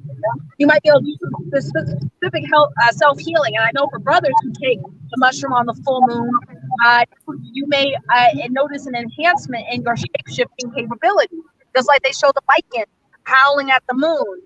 There are some beings who can shape-shift into werewolves. There are some beings who can shape-shift into were-jaguars. Half man, half jaguar, half man, half eagle, half man, half wolf, half man, half jackal. even dealing with the systems of Anubis and Anu. When you are working with your animal energies or your animal form, the moon is like fuel, like nitrous, for your physical body. You can feel the cerebral spinal fluid pumping from your spine and matching the rhythm of your heart, and that's matching the tides, and that's also matching the cosmic energy that's being filtered in. So, it's like, drinking a cup of coffee. It's going to be a lot more intense than any other time that you take mushrooms, is when that full moon is lit outside. When the new moon is happening, that's a great opportunity to start your manifestation and figure out your path. Somebody said a second ago, well, most people don't have somebody hand them the suitcase. I didn't have that. I started off when I was 16 years old with the mushroom. I've been working with the mushroom 11 years, and I'm just now starting to figure out everything. And I still don't know anything. I still am a toddler inside of this thing. But you do reach a level of spiritual maturity where you do understand what your purpose is. And you start fervently asking to know your purpose from the divine I am inside of you. And you remember why you came here. And that's the mushrooms. The mushroom is a conduit between you and the agreement that you made to come to this planet. And I think it's really important that people work on the who, why, what, and where of how they got here, where they're going, and what they really are first, before they start on the shamanism, before they start on any other sort of journey. I mean, that's easy to say because sometimes you get distracted and fall off course. Sometimes you have to deal with your behavior. Me, I've been dealing with behavior for a long time, and I'm still working on it. There's a point where you reach the laws of Ma'at, and you fall just a little bit short.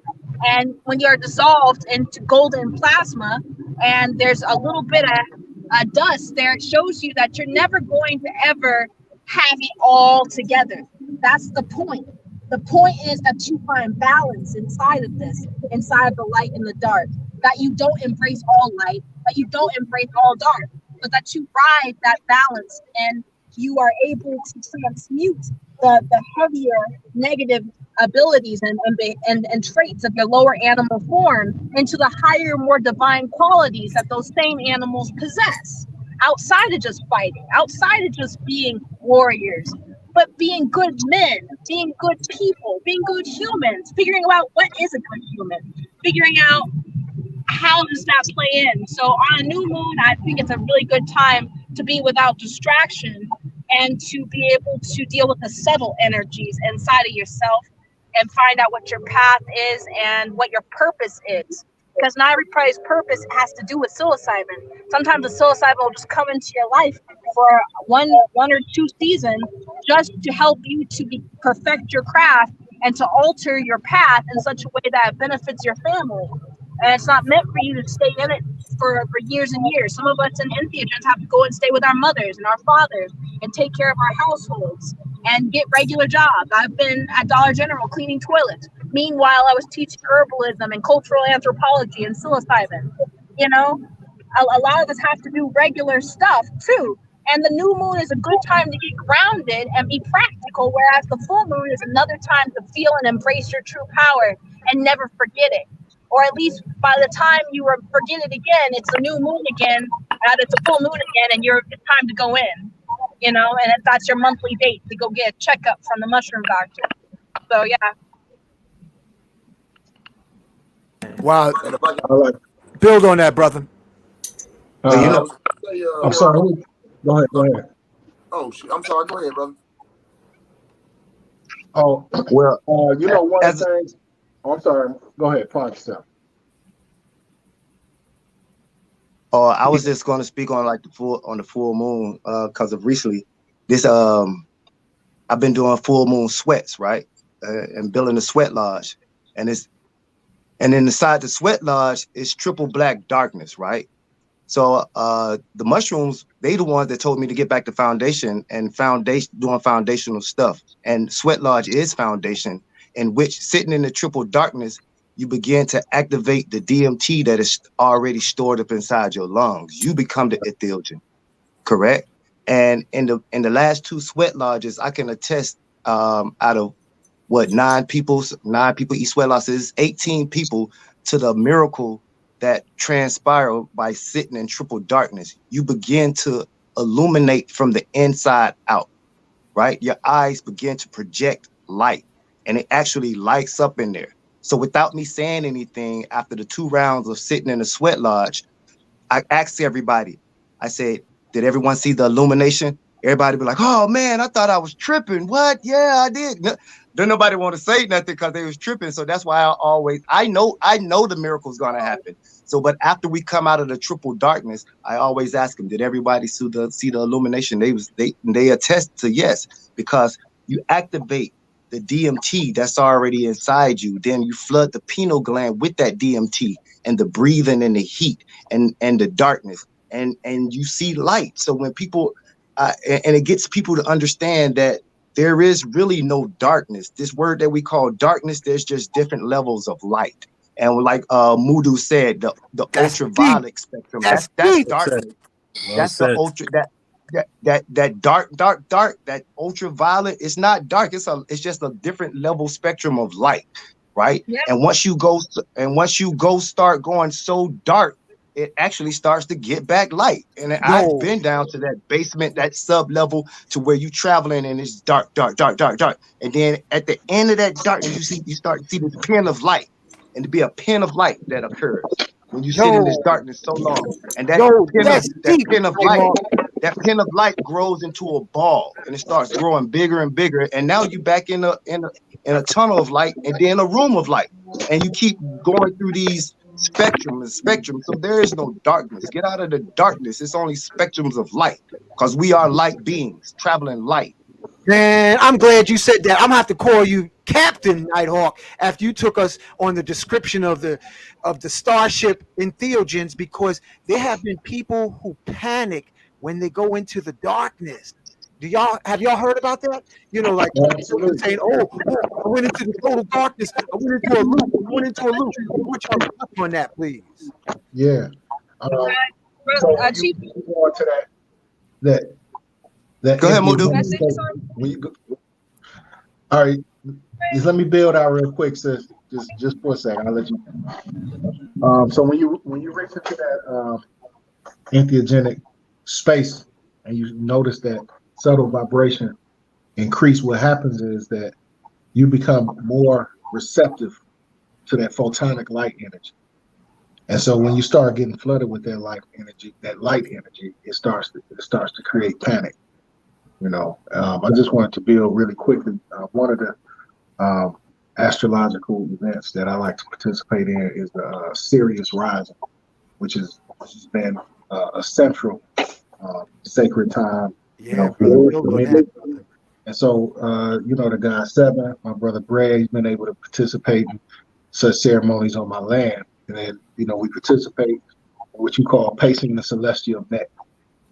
And this allows you to not only orient yourself beyond just the sun orientation, but the celestial orientation, which the Sirius star, which is the mother star, but it also allows you to absorb massive amounts of photonic light energy.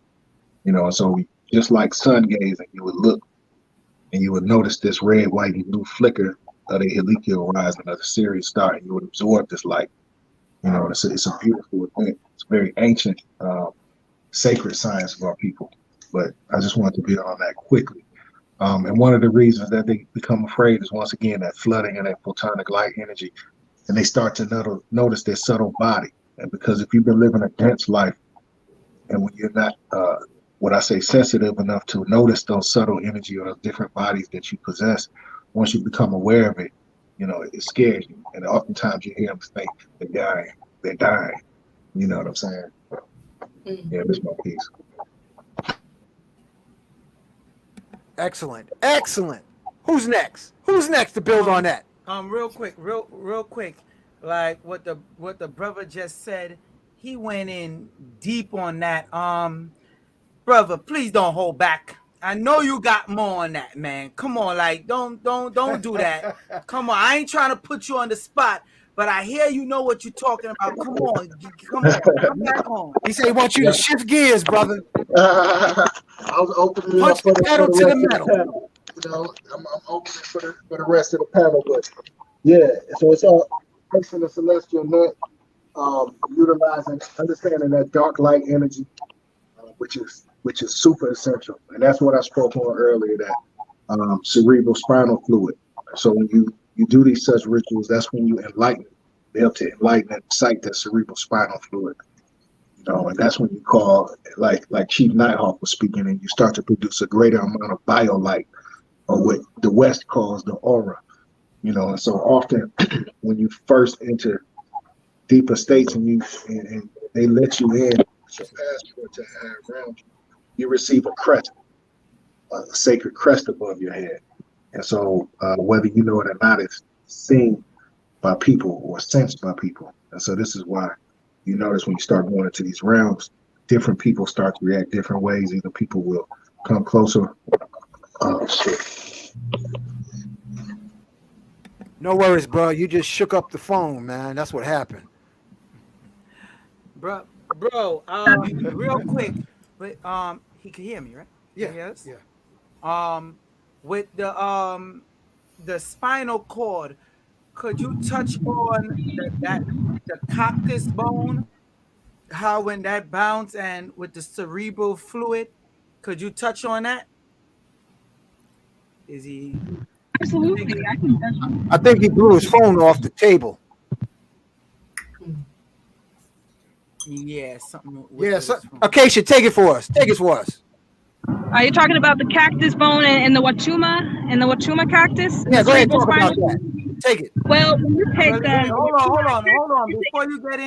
Before you get into the cactus, I was just talking about the actual bone, that last piece of bone of your spine. The coccyx bone. Like I said, yeah, the coccyx bone, and how with there's certain techniques that you could use. Yes. And when you sit to raise that serpent energy, the Kundalini. Yeah, that's like Kriya yoga. That was brought back also from Sunyata Saraswati in the Jewel in the Lotus book, where you can look at basic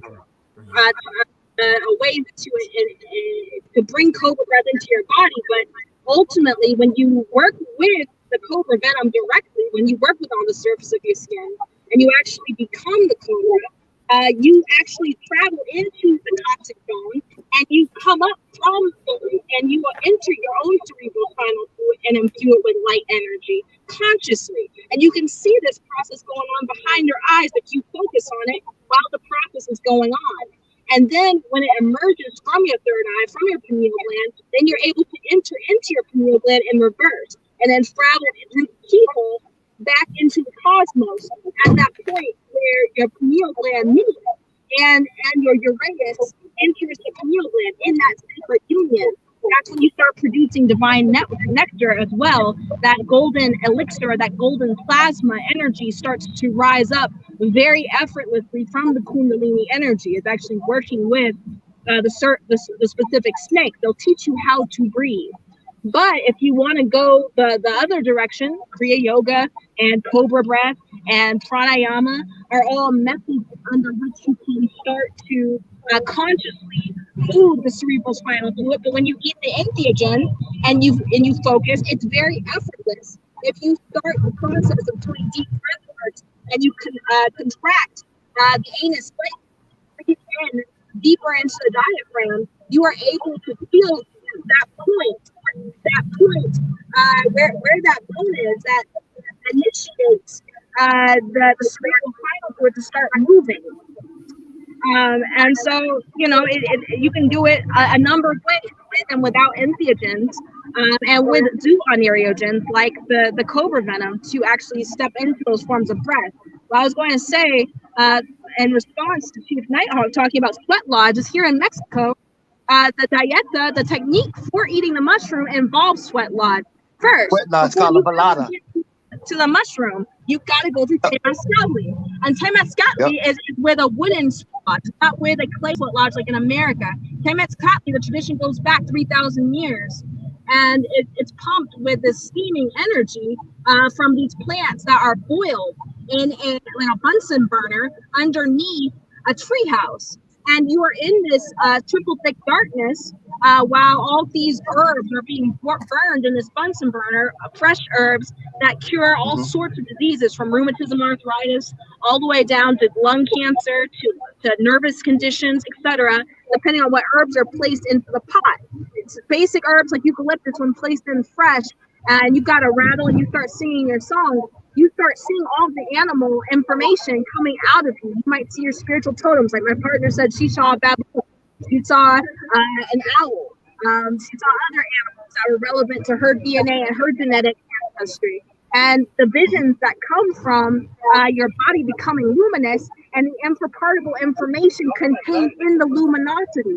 The information that you're giving off is also part of your vision that you have inside of the ceremonial space, even without infusions, because your EMP is activated, as Chief Nighthawk said. But here in Mexico, we do it a little bit differently by combining the smoke technology with the triple thick darkness. So it's like being inside of a mother's womb. You're inside that womb space with the steam and with the heat and with the triple thick darkness and the mushroom. So that's something I wanted to add on in there. As far as it's hot enough. It's steam enough. No, I said it's hot. It's steam in there. It's just not smoke. It's been, but I do also incorporate. I also incorporate the psilocybin as well, because that is tradition that I picked up in Mexico. Incorporating sweat lodge with the psilocybin.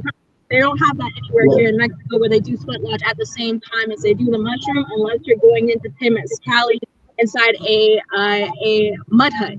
Then they do it. Yeah. The old Temescal with the wooden hut, they do it the day before to get the heat into your bone.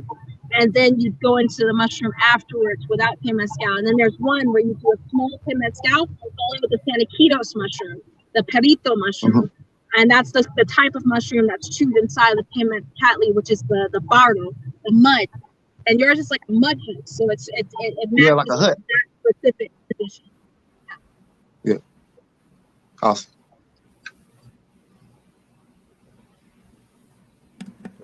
Yeah, this is a awesome program tonight. I want to thank the genius, the I am, and everybody.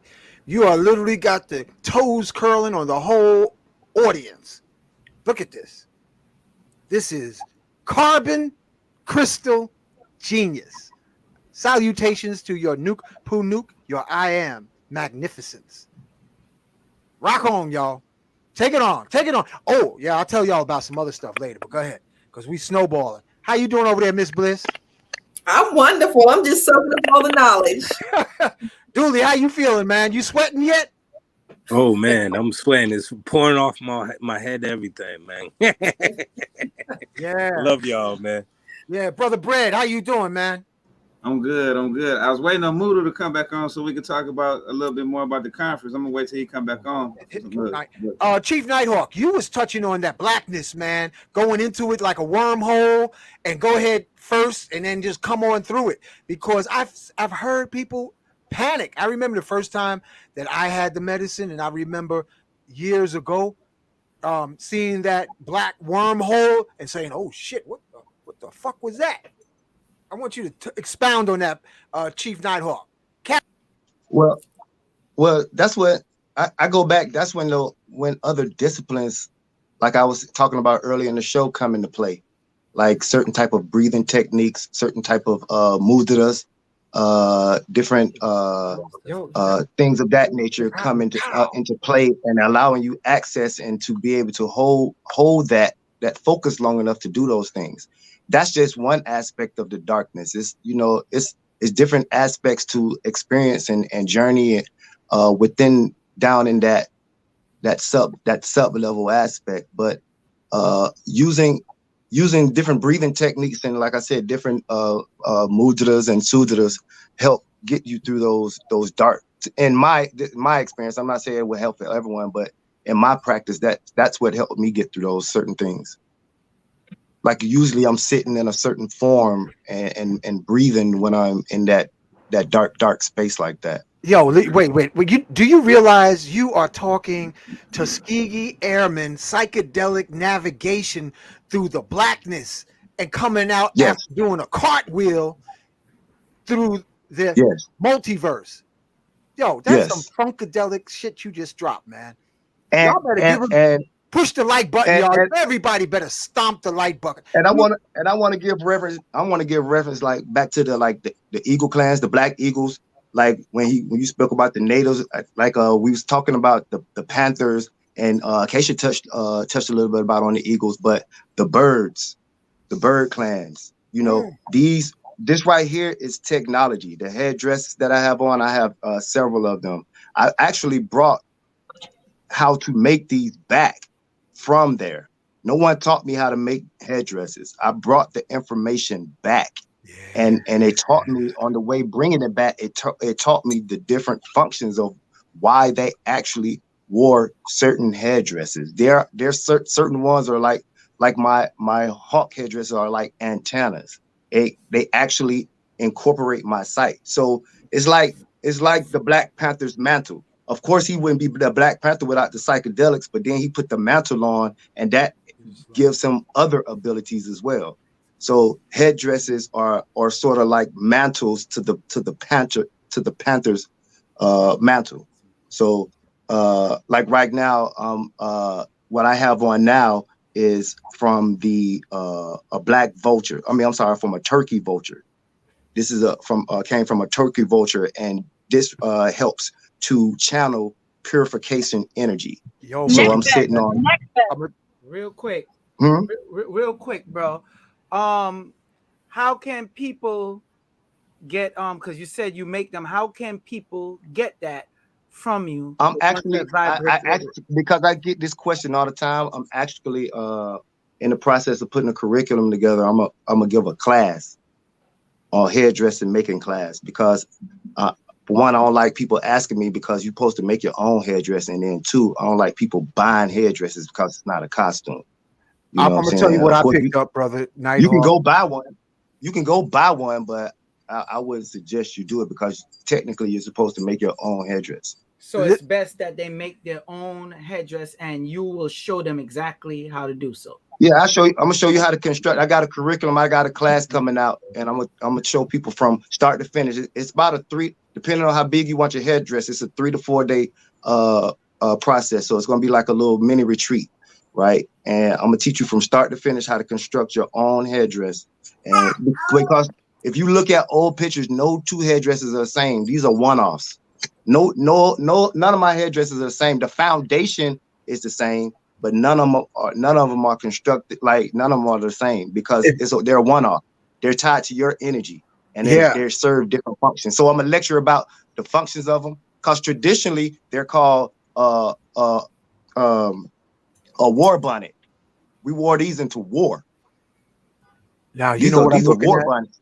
And then after war, they became headdresses during ceremony. But traditionally, this is a war bonnet. Now let me get into the orgone of your headdress.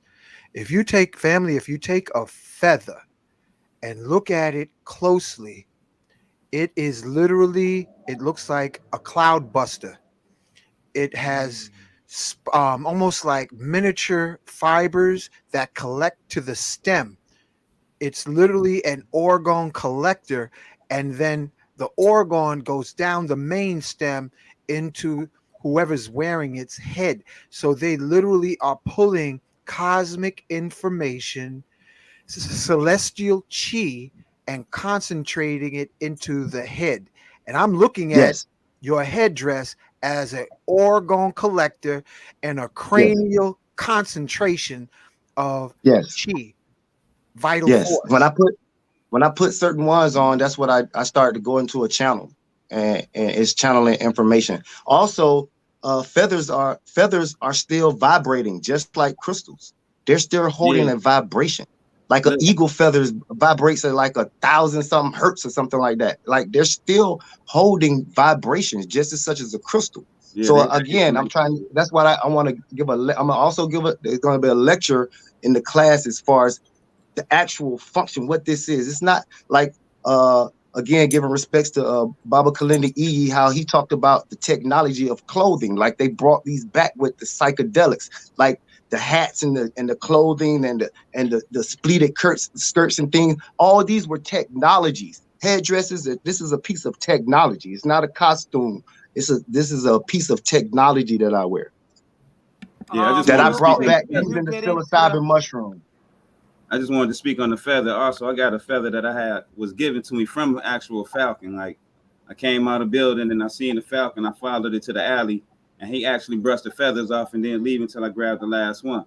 So this feather that we got, me and my son actually use this feather like you use a crystal. It has information programmed in that we have an actual place that we go to, actual things that we do that we can access when we taking mushroom trips, but we use the feather if we want to get exactly to that same spot. So I can contest. And that's one of your art forms too, right? Ain't that one of your art forms? Falcon, definitely. Exactly. Definitely. You're right. So and that's what I tap into that as well. Certain different art forms using that, pulling back owl fighting techniques, the eagle fighting techniques. You know what I'm saying? The sight of the hawk.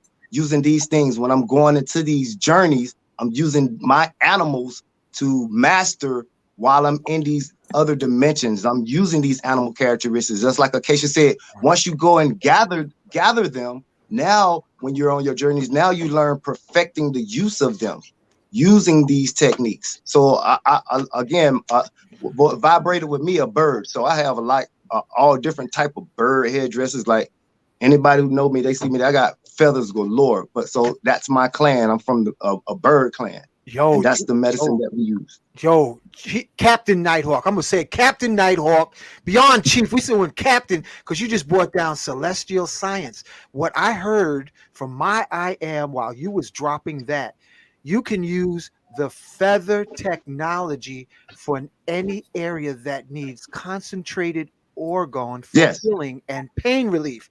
Imagine a knee dress, a collection of feathers. Was one feather and one egg. That's all she used in all of her veladas for actually healing.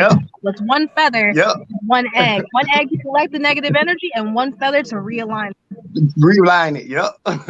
Wow. Yeah, you can different. That's what I'm saying. I have feathers because I am the bird clan. The universe started blessing me with feathers from all different types of birds, like whole birds and feathers, and like I got blue jay feathers, which allows you, it concentrates your energy and allows you to travel between this world, between both planes. So this dimension and the heavenly dimensions.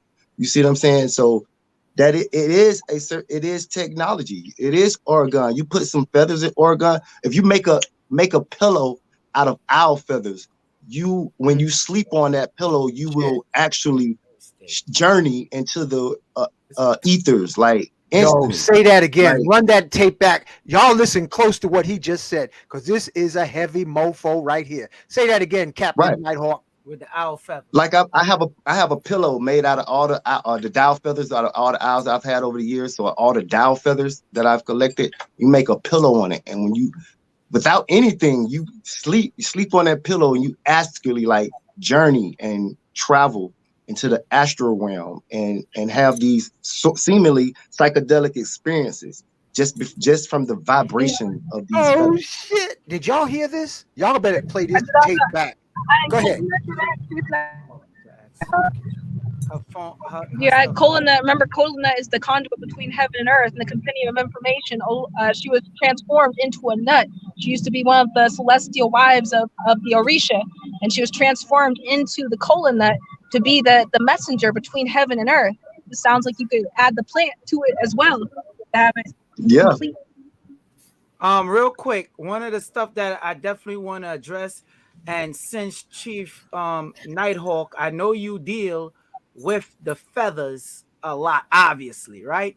Could you please touch on writing with the feather and writing with the different type of feather and the energy that it bring, especially when you are on certain psychedelics and you do it for manifestation purposes. That's just using magic. Again, it's transferring the vibration and the energy, and it's the alchemy and the magic that happens when you writing the script with these with different type of feathers. I couldn't tell you exactly which feather did what because I hadn't gotten into the writing science of the feather, but That's just all it is. It's just incorporating what the knowledge that they knew from the feathers. They just incorporated into the magic that they was practicing, and they wrote with these things. Chief Nighthawk, hold up now. You ain't gonna do us like that. What feather do you use when you write? And don't try that. See, try to be.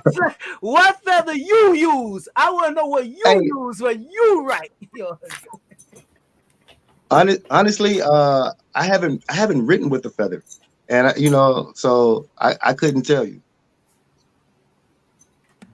He capping, y'all. I don't. Capping, I do a lot of speaking. I do a lot of speaking. I don't do a lot of writing. I practice a lot of traditional oral tradition. So I do a lot of talking. I don't do a lot of writing. But you do know, like, with the writing and for you. Yes, I understand the magic of it. Yeah, I have researched and understand the magic of it. I just haven't practiced it myself. Okay. Listen, those of you who can make this Detroit Psychedelic Conference, this will seem like an appetizer. Did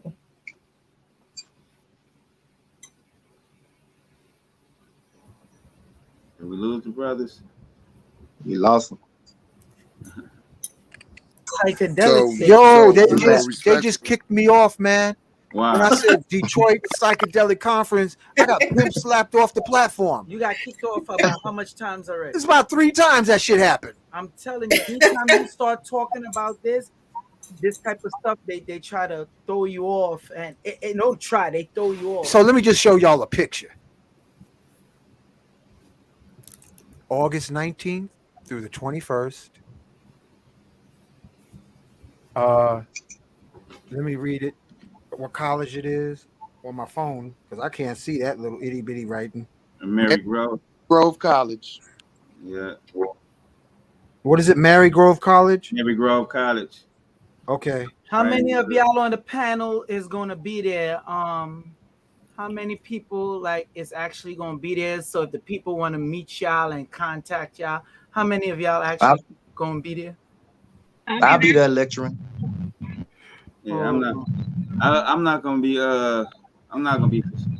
I'll be doing more facilitating. Like, I'm gonna actually be standing in the dorms with everybody that's coming from out of town. So everybody that's coming from out of town, stand in the dorms. We're gonna get our time in. So you the man to see, you the source. Yeah, definitely. I'm definitely gonna be with y'all all weekend, and definitely running around making sure everything's straight. What about a Zoom connection for all the global audience? Will there be somebody providing the Zoom? But that's what we working on now. We was having some problems with that, so that's why I was waiting on Moodle to come on, because he had more information on far as like some of the technical things that was going on. But like far as like how it actually started, man, like y'all know, like Baba didn't get onto the scene. Like by the time everybody really knew about Baba, he already put in a lot of hard work and went through the mud. You know what I'm saying? So it's like he used to be doing lectures and he was popping up. And then they was using him just to fill in because they needed some diversity. So for a while, he was just a black guy that they'll put in at the end when there ain't hardly nothing going on and nobody there. And then he actually started getting a following. People started listening to what he was saying. He kind of broke the door open for other people of ethnic groups to be recognized or even have a voice, in this the mushroom community, or even the whole society of people on psychedelics. Wow. So he started this. He started the first one here like 6 years ago on his own, no help, all by himself. All the promo, everything was actually, done by him. Everything, he got everybody, he paid for everybody. He did the promo, So like this is just a tradition. Like the last one, this was gonna be the biggest. Well, it was the biggest one. Before that, he didn't get a chance to see, but the last conference he put together ended up being special because the last day to get the early bird tickets was the day that he passed away. Wow. I remember when me and Hank did, that was the last one he did in Brooklyn, right? Is the one that we set up for at okay. That's right. Yeah, so that's deep. So basically once you get everything set up, the people just gotta contact you and the Zoom and everything is coming soon, basically. Yeah, right? yeah. We're gonna make sure we make that information available for everybody. For those Yeah, who can't. because you And got what's his the info? world listening in, brother. What's your info, brother, so the people could jot it down real quick and get it, so they know to contact you, like your Instagram, Facebook. Well, my Facebook is Brad Scott, and on Facebook. My Instagram is my company, my business company, which is Gorilla Shark Clothing. But we got a website where we got all the information on the Detroit Psychedelic Society.com. I know that's a long title, but Detroit Psychedelic Society.com. Gotta scroll it up. That got the information on the conference. Cool. There go Brother Muda right there.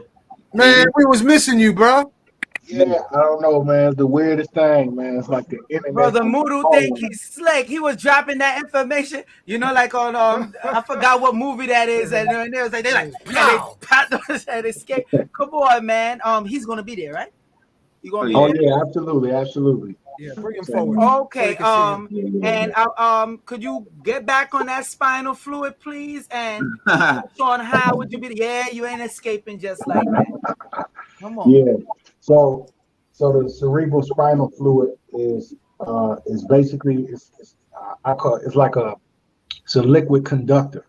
It's a liquid conductor of not only physical, but mental and psychic energy, and it bathes our brain, and our spine.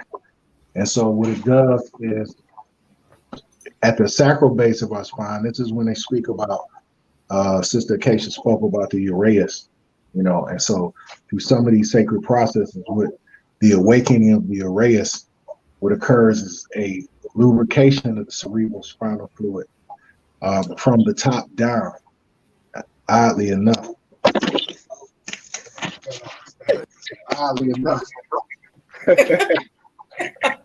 Oh man, so Purpose now, man. You trying to escape.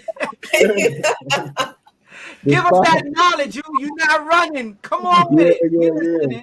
So the spine. So when you engage in sacred practices, there's a pump that occurs, and this is, like I say, why in sacred traditions, like the sacred twerk is a sacred dance. You know what I'm saying? What it is, it's awakening that chakra, that sacral chakra point, which is allowing the pumping. And the pumping is like a drawing down of the cerebral spinal fluid, which allows that transtate. Now, inside your brain, you have what they call a crystal callus in certain circles. That's a cave. That's a cavity within your brain, which these three major, what they call the master, the three jewels, the three wise men, are bathed in. With the hypothalamus, pituitary, and pineal. And in this regard, this allows the awakening state. So when this cerebral spinal fluid begins to go downward and throughout your body, this is what awakens the so-called chakra system. And this is why, like I say, ancient dance techniques dealt with the twerking. When you take the sacred plant medicine, there's a flood of this. And so this is why a lot of times people will feel a flush come. They'll feel like waves of energy flush through the head. This is like your basic the pump going on. And so the goal is to be able to utilize the cerebral spinal fluid and this is the bridge between the physical and the metaphysical realm. This is the so-called anointing. This is the what they call the sacred secretion is sacred and everything else. And so one of the ancient techniques was learning to pump it was through what they call dolphin breath, in which you would clench your sphincter, and you would draw this, what they would call the pranic energy force through the top of your head, and you would allow it to bounce down to the top of your chakra. Hold on, repeat that for the people that miss it. You said the dolphin breath. What do they have to clench?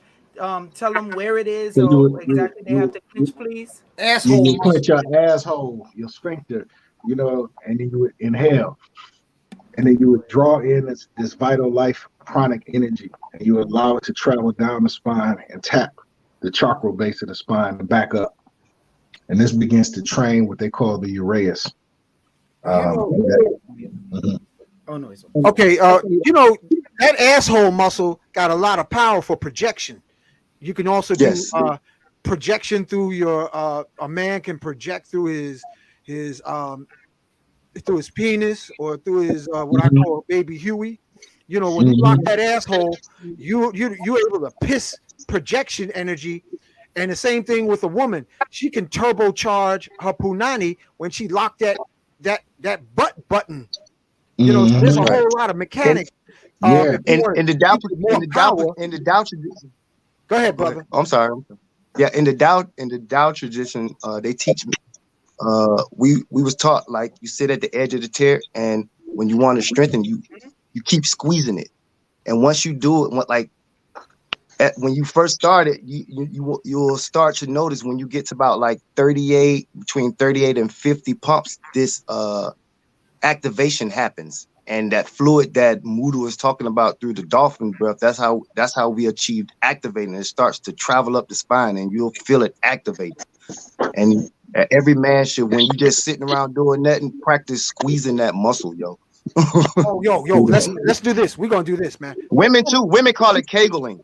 But men like men when you do it and you hold it, it has even more benefits, and it helps with you lasting longer in the bedroom, and it helps for men that have the premature ejaculation. So when them chicks are cheating and you doing it, plus the egg, man, you gotta tighten that up. So the two brothers just dropped some knowledge. Yo, that's deep. Hold on, yo, Joel, pull it up front. Pull me up front. Look, we're gonna do an asshole muscle test. All right, I got this weight. I got this weight right here. All right. Bottom, wait a minute. Hold on. Wait a minute. Yo, watch this. Watch this. Yeah, this is an asshole muscle test. Now, my ass is relaxed right now, and I'm just gonna lift. It's heavy. Now I'm gonna squeeze off my ass. Easy. It's easy. Now I'm gonna relax my ass. It got fucking heavy again. Squeeze, hold. Yo, we got light. That's an asshole muscle test. And this is a real heavy ass weight. This ain't light. I mean, I'm moving it around like this ain't light. So, like he said, people are moving it like this. It has some, but once you tighten up, easily. So, men, y'all learn the secret here today. Don't let nobody tell you that's some funny boy stuff. The real men that put it down. They I ain't even gonna be an asshole muscle boss.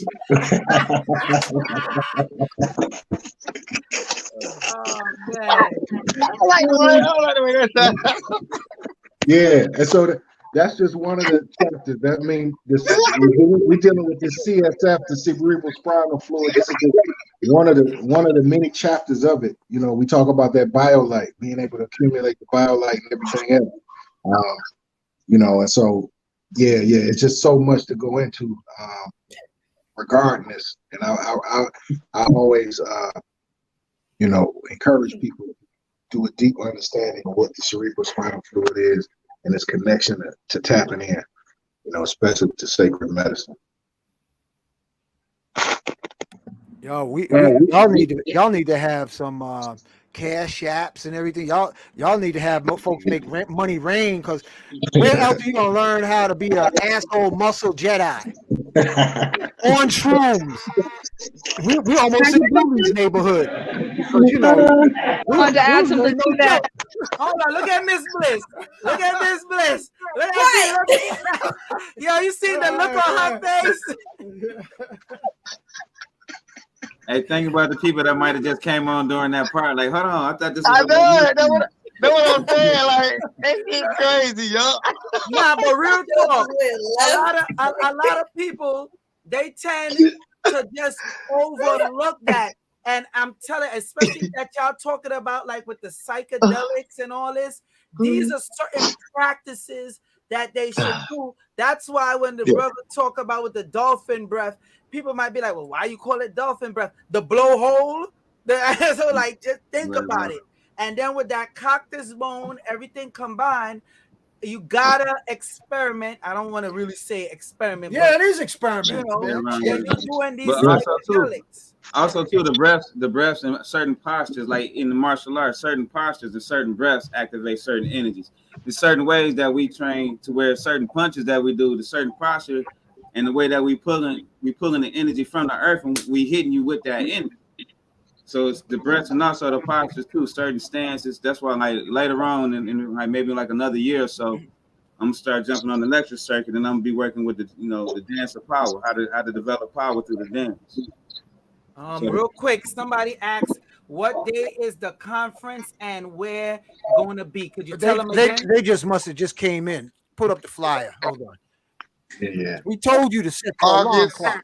19th, 20th, and 21st, Detroit, Michigan, at Marygrove College. That's August 19th, 20th, and 21st in Detroit, Michigan, at Marygrove College. What's the donation to get through the front door?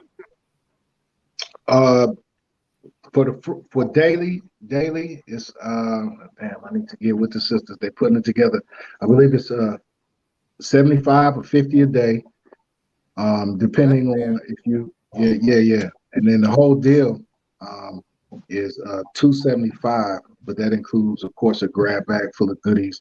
Your opportunity. Our sisters will go up there and act like they ain't got no money and say, "You didn't say I gotta pay." Oh yeah. We got to support this thing, you know. Wait. Say that one more time. How much a day? How much for one day? 75. So 75 a day. And Let me tell you something. Hold up. They getting one of the most wonderful deals ever. Don't quote him on that though. Say what? Don't quote him on that. Don't quote him on the price. He did say he think. I believe it's 75 a day.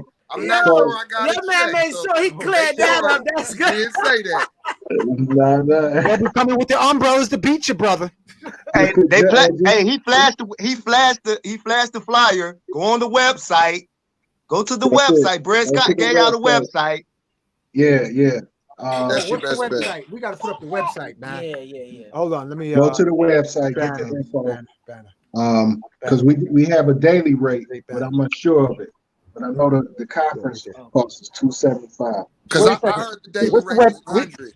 Hold on a second. 100 per day, or you get the whole weekend for the 250. That's what I heard. What's That's the what I'm website? saying. Don't So quote. I'm unclear on the daily rate, so I'll let the guy build on that. I know. What's the website? I got to put up the website, brother. Detroit Psychedelic Society.com. Detroit Society. Psychedelic Society. Psychedelic Society. Yeah. I should have had a link on my page. I don't know if I follow you on my page. Scroll across bottom. There we go. Yeah, I think it's. I get a ticker. Detroit Psychedelic Society.com. Yeah. And bring your wallets and your purses and don't be empty. Yeah. And if the brother said for those 2 days, the price like he said, that's still a great deal.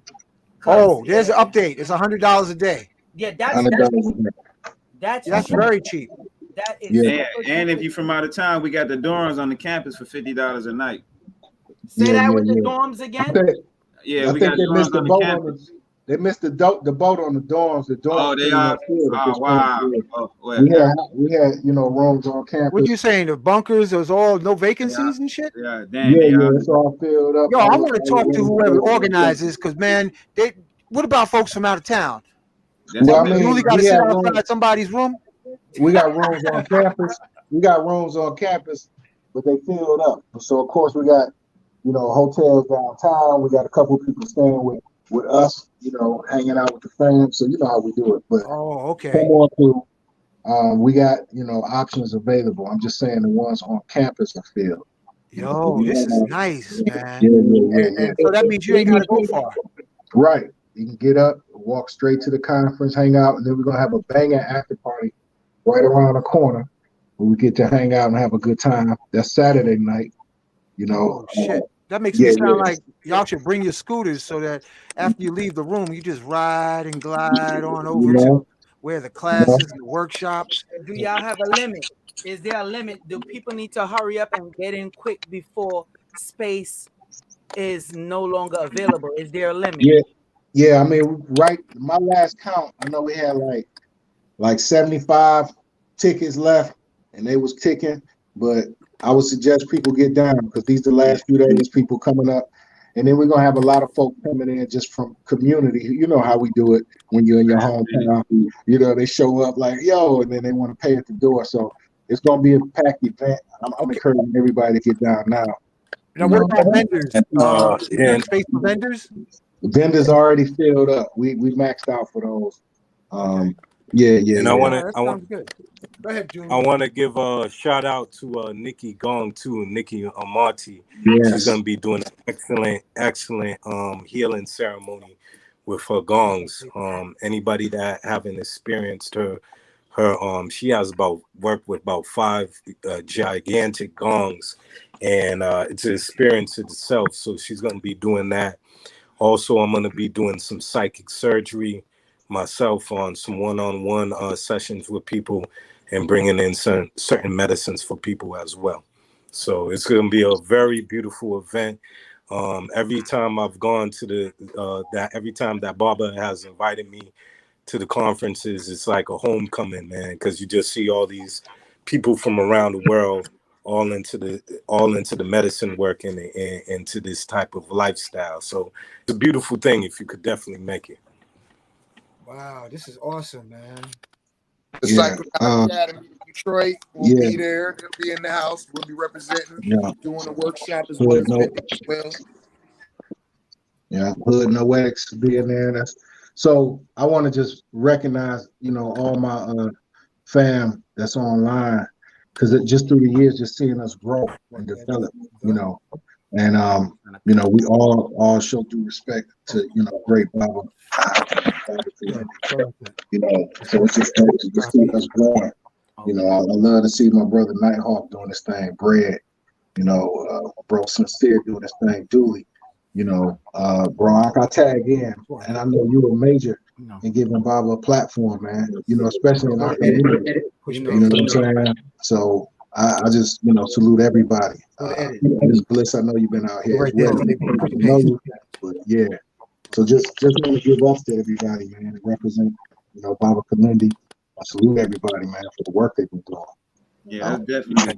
I mean to cut y'all, but yeah, we definitely appreciate y'all too, been coming through and showing love to Baba and just sharing the vision, man, and just sharing y'all vision and following through.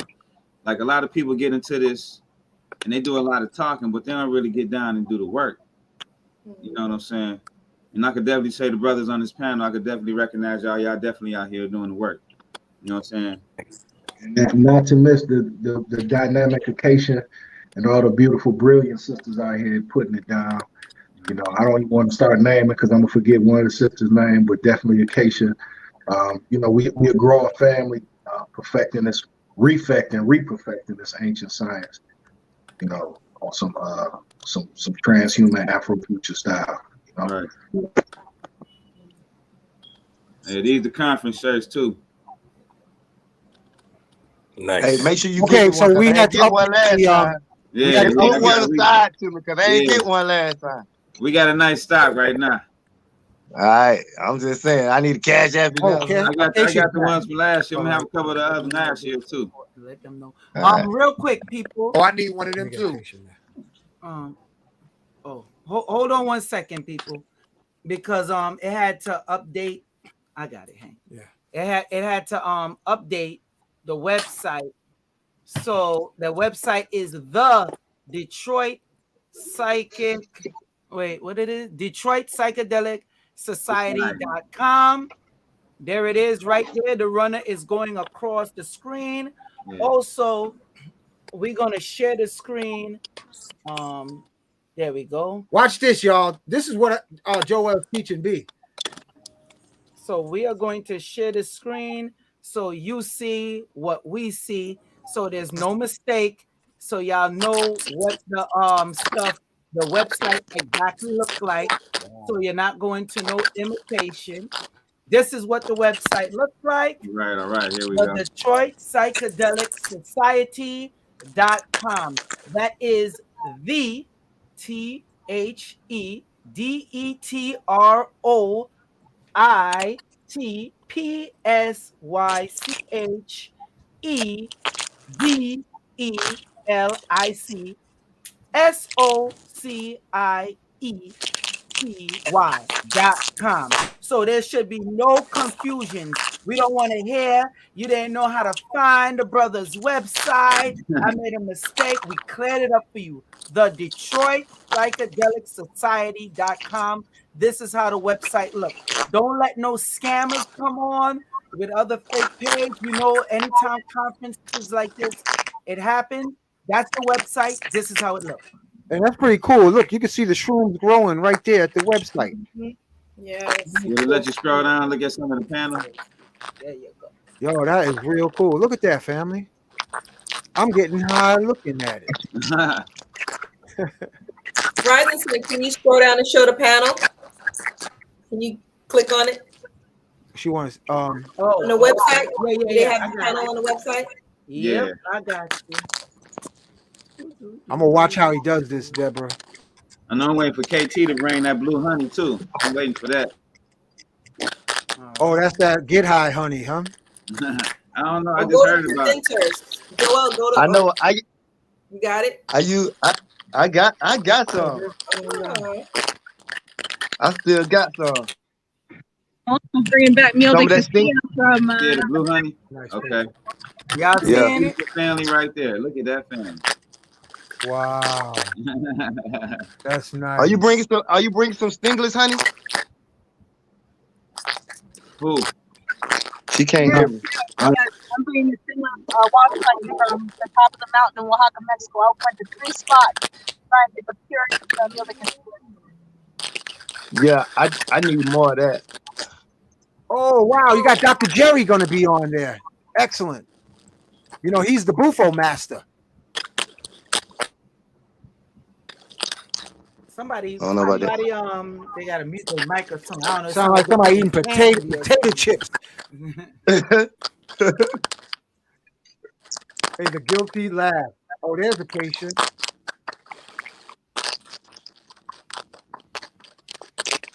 That artwork in the background is actually a mural Baba's grandson did in Mama Yana's basement. Oh, Oh, that's nice. And they got the mushroom caps. Okay, I see it in the back. Yeah, this is nice. I like how they put this website together. Who did this website? This is nice.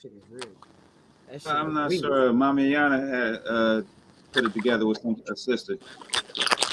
Oh, looks like Sex and Sensuality. Who's the Lucia? I think Angela put that together. Yeah, that's nice. Okay. All right. Well, what's going on with that background noise? Somebody background noise. I don't know. Back in the day when we had phones that was connected to the house with cords on it, that usually meant the line was tapped. I don't know what it means now. Yeah. So do the workshops, are they additional costs? No, all that's included. Oh, wow. On campus workshops, yeah, all that's included. We got a Tomerrian room too where like, you know, after people do they talk, they're going to be in the room chilling. So if you want to just ask like questions, get some one-on-one time, we'll be in there doing like martial arts demonstrations and workshops or whatever. So we're going to have a little powwow. The after party, what I'm waiting for too. Very nice. Very nice. Where the after party gonna be at? I think the information on the website. It's not too far from the place. They got a good picture of the mural right there. Yeah. Oh, it's on the website? Yeah. It'll be 16195 Wyoming Street. I know a lot of folks may not have reference, but it's 16195. Now he did that when he was like very young. 13. I think he's like 13. Yeah, I believe. Yeah. Let's scroll back up to that scene from Black Panther. Yeah, I was just telling That's Hank hot, about man. that. I was That's like, nice. You know, that's one of the scenes that they got from Baba. That scene was added later after they listened to, you know, some representatives from Disney that came to one of Baba's lectures, and they got some scenes from Dr. Strange, and they got scenes that they added from some of his talks in here. You see? Uh-huh. And also the multiverse and all, you know, they got a lot of stuff from Baba. And he's been around for a long time, and just when he started like really going hard and push out there in the social media realm, you know, he made that transition. But The legacy I is still remember that, living the on. church. I remember You that. know how it is, man. Just like people music don't be appreciated till they pass away. Yeah. Because me and Hank was supposed to set up another event with him, but he made the transition after. So, but the legacy is living on. So this is a very cool website. You see, y'all can navigate, order tickets. There you go. So I'm making sure, like every time, like when I do live streams, I make sure I show people when there's an event, I go directly to the website because you have these damn scammers and they are so all over social media. They want to hijack the stuff and set up their own stuff. So we're not having that. So there's no excuse. Everybody see exactly how it looked. So as you can see, date Friday, August 19th, 2022 to Sunday, August 21st, 2022. Early bird tickets, $150 until April 10th. Well, moving on. So 3-day conference, general admission, $250. All right. Student price, that's age 18 to 23, $175, and our seniors age 65 and up must show ID. Don't try to be slick. It's going to be $175. So y'all got the pricing right here on the website. So y'all got no excuses. And I want to say, like, is available, and you can donate also if you want with PayPal.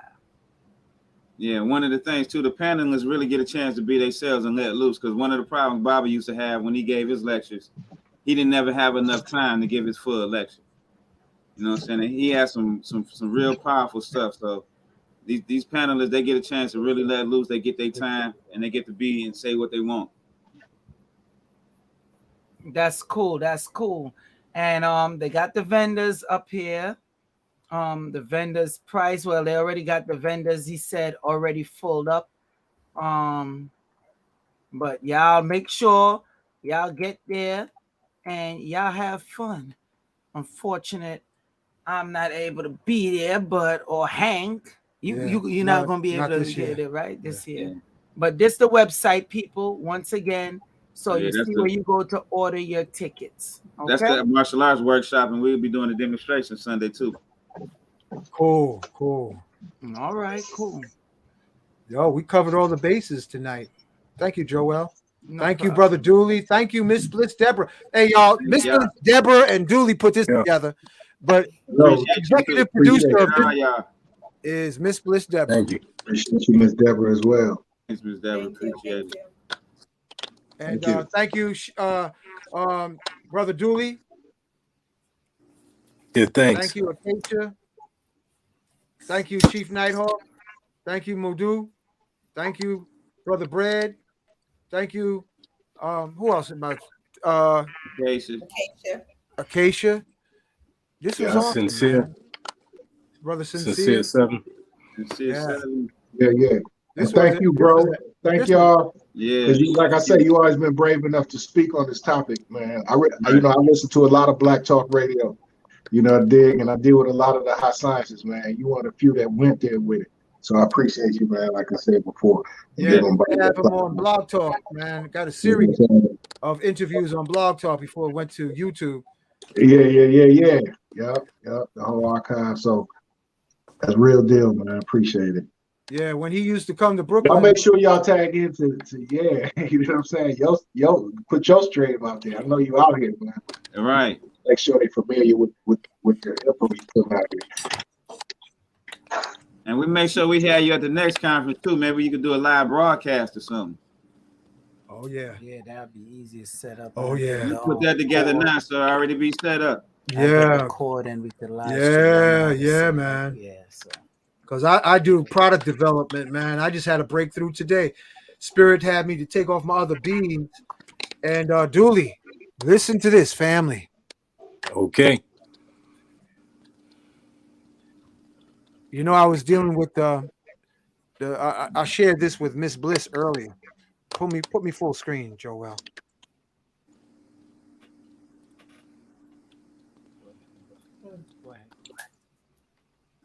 Okay, this is Leklai from Thailand. Okay. This is a stone that's alive, and the monks chant inside the cave.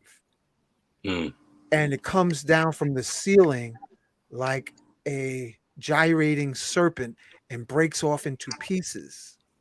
All right. So it's alive. And I'm going to take off the one I got on my neck. And if you live in an honorable way, according to the monks, it's like you got a crystal pit bull on your neck. Nice. All right. Can I tell them? I'm getting ready to drop something heavy because, you know, I'm always into activating crystals. I just happened, family, all of you who have the Leklai, I just happened to have a xenon ball that touched the Leklai amulet. And guess what happened? Super activation. The xenon bulb is covered with gold leaf foil. I'm giving y'all a recipe. And placing it against the Leklai, the xenon bulb, super activate where it feels like cool heat is traveling through my fingertips. And I did the same for this Leklai. I attached a bead on, and I'm going to put this gold-coated xenon on top of it or attach it to it. But when I did a muscle test, the heavy weight almost felt weightless. So it's known that Leklai likes electricity and also honey on a full moon night. That's how you feed it because it's alive. And special acknowledgement to Brother Yosef. He said he actually watches the honey being eaten by the stone, right? Absorbed into the stone. So what I just found out today is the Leklai also likes xenon bulbs. No batteries needed. So those of you who are Jedis and innovators, because this stone is known to be making the wearer bulletproof, fireproof, and knife proof. And y'all know we need this in the neighborhoods and the areas of travel. We need protection, projection, and manifestation. So I'm sharing this because I just got it today. Xenon and Leklai. Ashe, Mahalo, Donada, Wado, Amin. Wow. Somebody asked, how do they reach Chief Nighthawk? Chief Nighthawk, where you? Come on with it. You on mute. You on mute. We take you off from mute. Go ahead. You can hit me at nighthawktherapy.com. On IG, I'm Nighthawk Therapy. I think it's stuff froze up. No, he's Hello? live. Yeah. Say those two one more time again, please. Say those two one more time again. nighthawktherapy.com or on IG at Nighthawk Therapy. Okay, cool. All right. Okay, what about the rest of the brothers? Contact information. Dooley? Modu? Oh, Modu? Yeah. All right. Pretty straightforward. I can be reached at Mudu Baki on the IG. Exactly how it's spelled. And also on Facebook.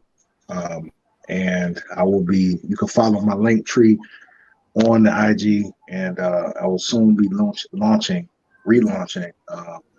my headquarters site for Hood Noetics, hoodnoetics.com, but it's being reconstructed right now. So Baba Mudu Baki on the IG and Facebook.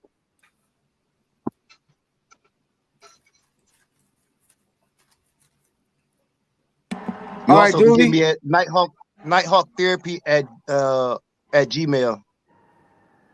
Say it again, bro. Nighthawk Therapy. Nighthawk Therapy at Gmail. I forgot to add that one. I'm sorry. Okay. Dooley, what's your contact info? We scrolling. We Yeah, well you learning how got to use a MacBook. I gotta relearn yeah. how On to use this I MacBook. Don't say that too loud, man. My MacBook is sensitive. Go ahead, Dooley. Tell us what you're working with, bro. yeah, on Instagram you could find me on Shaman Dooley, and the same thing on Facebook as well. Yeah. Cool. All right, brother Bread. Yo, what up, though? Yeah, on Facebook is Bread Scott, just like the name Bread Scott on Facebook. On my Instagram is Gorilla Shark Clothing. Again, that's Gorilla Shark Clothing. That's the only Instagram I really got that I operate through. Okay, and Miss Bliss. What? Mm-mm. You know, folks be out here looking for you.